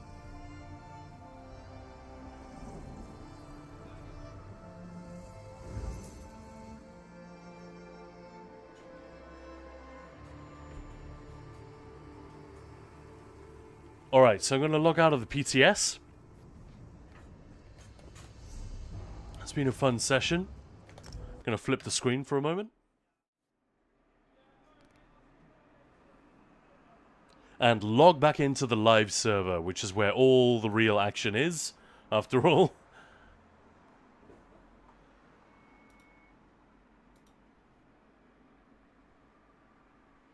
Oh yeah, and by the way, we should check the forums, see if Gina has posted any of these updates yet.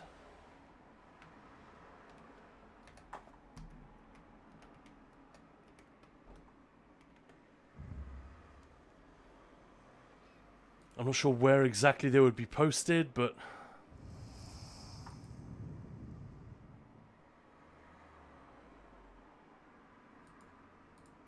yeah, I haven't seen anything yet. If any of you guys see anything, let us know.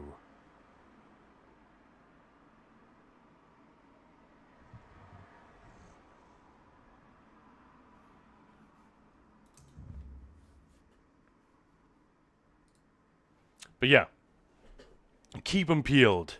There should be an update fairly soon on some of the stuff that they're planning to do in in week 3 of update 47 PTS. Obviously, we're not going to get the patch notes early, but as I understand it, the devs do want to put out a little statement on, we've heard your feedback, here's what we intend to do as a first step. So finally, I will be able to say, I mean, I've been saying this for ages anyway, but whenever someone leaves a comment, like I did a whole guide on how to offer feedback for subclassing a while back, and yeah, one of the responses I got quite a few of was, "What's the point? They never listen, lol." Like, you're dreaming if you think Zos will ever listen to you or any of us. It's like, yeah, sure, I get it. You get your hopes up, and then they don't do what you want them to do. That sucks. But the truth is, they do listen sometimes. So it'd be cool to be able to point to something and say, yeah, you know what, they do. So if we take that attitude and just never voice our concerns, Bestial Daedra, that's like, should be able to get that over here.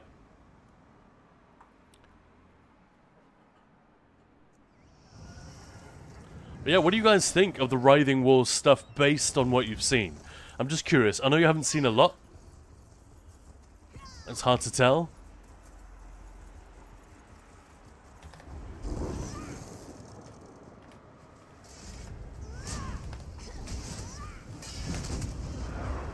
You know, from the mechanics, the story, everything. I may as well do this survey while I'm here. I feel like I've showcased everything I can now. The third and final phase, we are not going to be able to get to see on PTS. I still think there's quite a bit more that we will get to see, perhaps in weeks 3, 4, 5 of PTS. There's a big monster I know that hasn't arrived yet. We're going to get to see that one at some point. That should be cool. My guess is it'll be a Daedric Titan.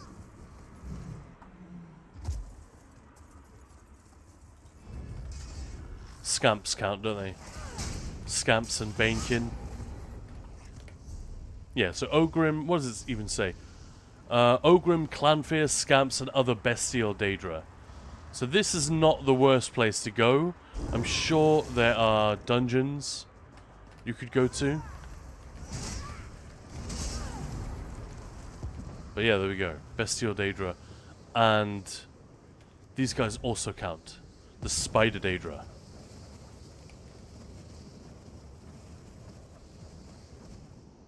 That is a really crazy monster when you think about it.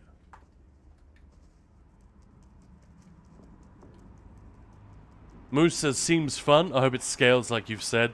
Yeah, if it doesn't, that's a huge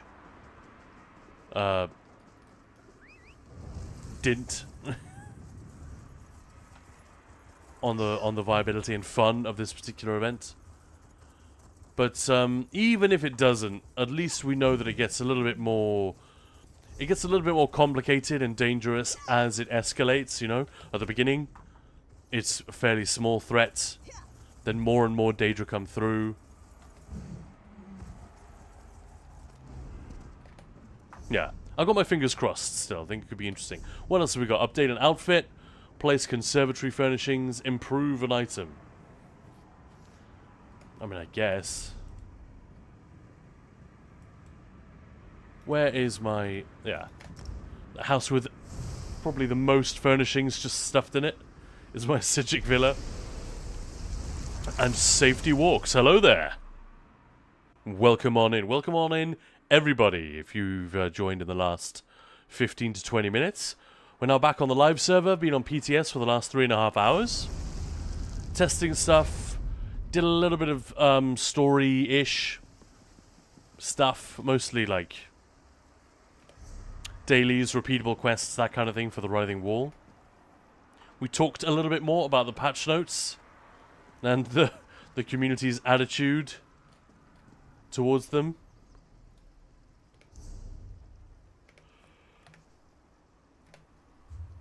Conservatory furnishings. So, again, I'm sure you all know this. That's the wrong... You go to retrieve conservatory and then just grab this. Press R to put away. And then Z, Y, Z. Done. Very silly. So we've got update an outfit one more time. Okay, yeah.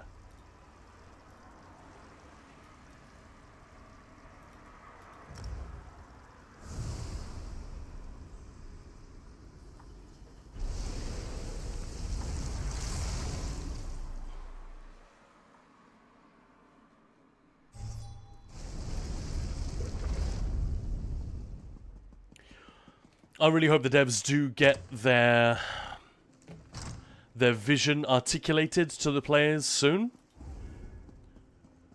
And that they can turn around this particular update in terms of... like, even if... Here's the thing, it goes back to what happened with Update 35. Even if they put out a patch which isn't that bad, it's actually fine.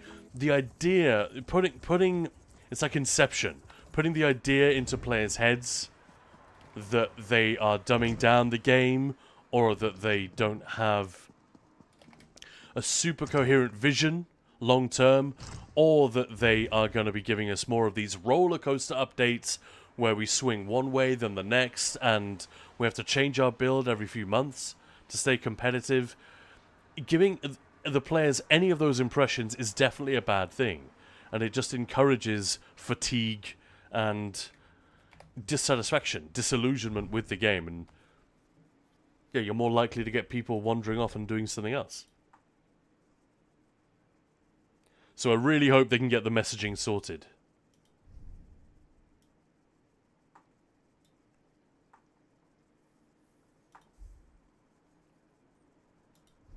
We can update this one. Svensk. That is hideous. How about a classic Bloodroot wine?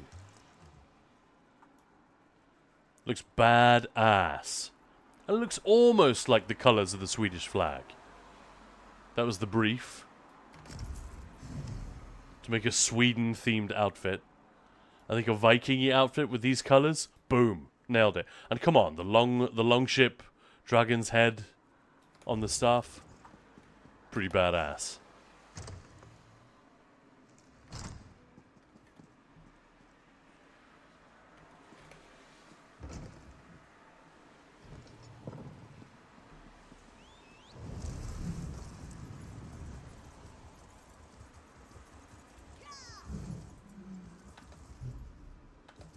I don't have to go. But yeah, I'll take you up on that. Clockwork City next time. Or maybe not next time specifically, but soon. What armor is that? Is that a Nylark? Yeah, it is.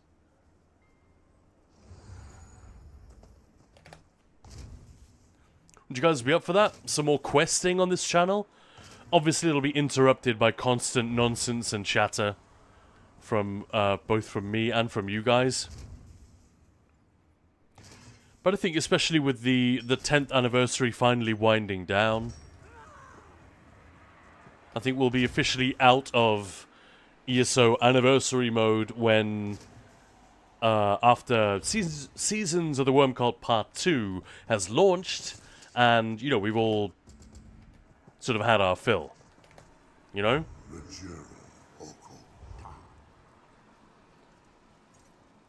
I'm going to do that bad streamer thing and say, has chat frozen? Has my chat bugged out? Because no one has typed anything in about 10 minutes.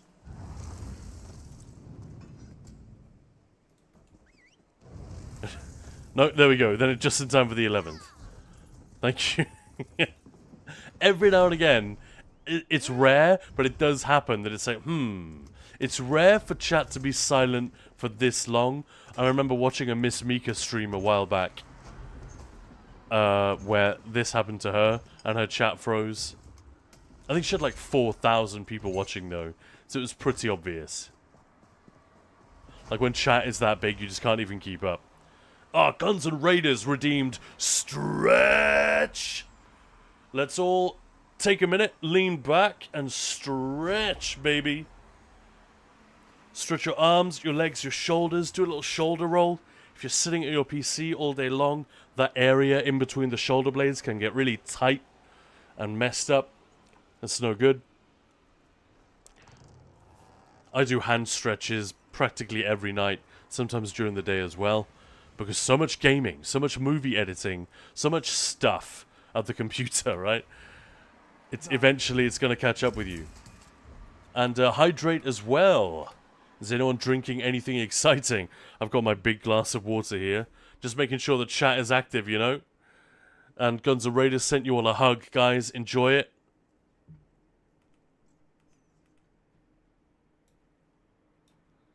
A big old Scottish hug.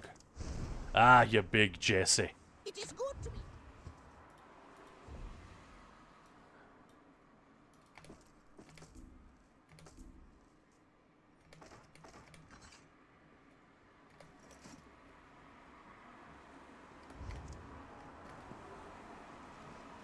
Bro hug. Yeah. Can of Monster. Sounds good. Actually, today, I'm not a huge energy drink consumer. I've got no problem with energy drinks at all. When they're good, so good. But, yeah, it's not a thing that I typically have in the house. But, man, I could really use something like that today. I was really hanging before the stream. Perked up with about 20 minutes to go, thank goodness. But, yeah, I woke up with a horrible headache. You know, one of those headaches that goes, it starts, like, somewhere down by your shoulders and goes up through the neck into your skull. And, like, the back of your head just feels awful. Yeah. Oh, my arrow keys aren't working anymore. Hang on. That is because Razer Synapse is still doing its thing. Let me just, put that back the way it is. Sorry about that. And thank you, yeah, that reminds me. Thank you for just being cool with me doing a little bit of work on stream today, getting some shots for future videos. I think we got some really beautiful shots in there. Really cool. And because they're from PTS, basically no one else is going to have that stuff. Almost no one will have seen it. Wizard of Book. It's now 7 AM here, and I haven't been able to sleep yet. Oh, no. Oh, I feel so bad for you. That sucks. Well, may the sleep come and find you. Sooner rather than later. Are you at least enjoying? Like, I love staying up late.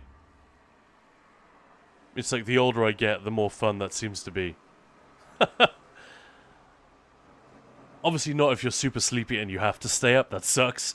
But when you don't necessarily have like an early thing in the morning and you've got sort of a flexible day, like if you're working from home, basically, which I usually am.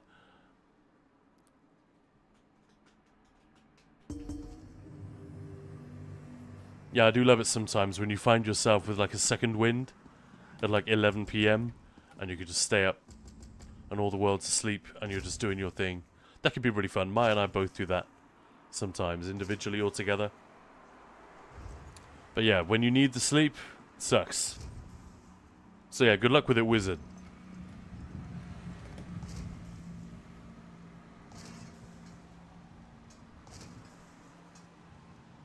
staying up late. The older you get, the more fun it seems to be. You're my spirit animal, Khan, right? I'm sure I'm not the only one. Like, it was fun to stay up late when you were a kid, but that's mostly because you weren't allowed.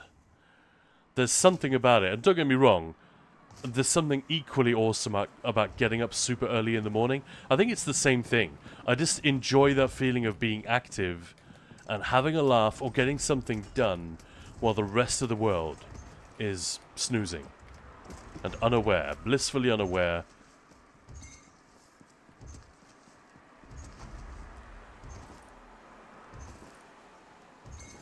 Like, one of my favorite things. It's kind of a hassle to do, but in the moment, it feels fantastic. At least to me, is when you've got a plane to catch, or you have to get on the road for business or whatever, and it has to be super duper early in the morning. Like, you've got an 8 a.m. flight, and the airport is, you know, two hours away, and you have to be there 2 hours before check-in. That kind of thing. I've definitely had that, where I would get up at 4 a.m. and hit the road, and there's just no one there. You drive through the city, and there's almost no one around. You see a couple of people doing the walk of shame, and you hoot at them, and then you get onto the motorway, then you start seeing more traffic. You've got the truckers, and you and the dawn, baby. I love it.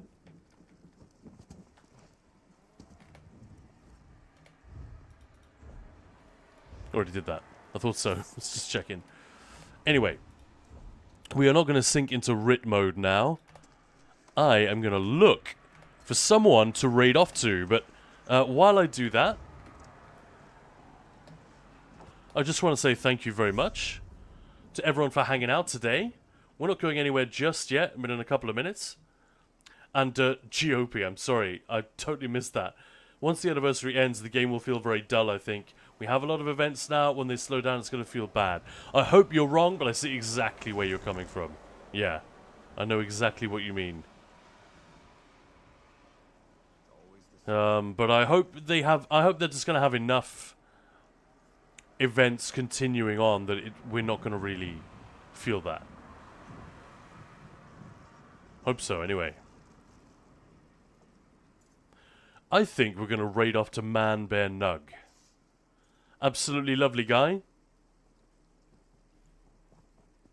He seems to be drinking coffee and having a bit of chill gameplay. So that is perfect. Today's been a very chill one. And I appreciate you all hanging out and, yeah, helping me just have a lovely time. What we discussed yesterday with patch updates and dissatisfaction and complaints, that was all very important stuff. And it was good. I think we really shared some wisdom in the chat. But I really was grateful for the more chill hang today. So thank you, everyone. And let's start that raid off to Man Bear Nug. 2 steps forward, 2 steps back. And I'm gonna type in chat a couple of messages that you can copy.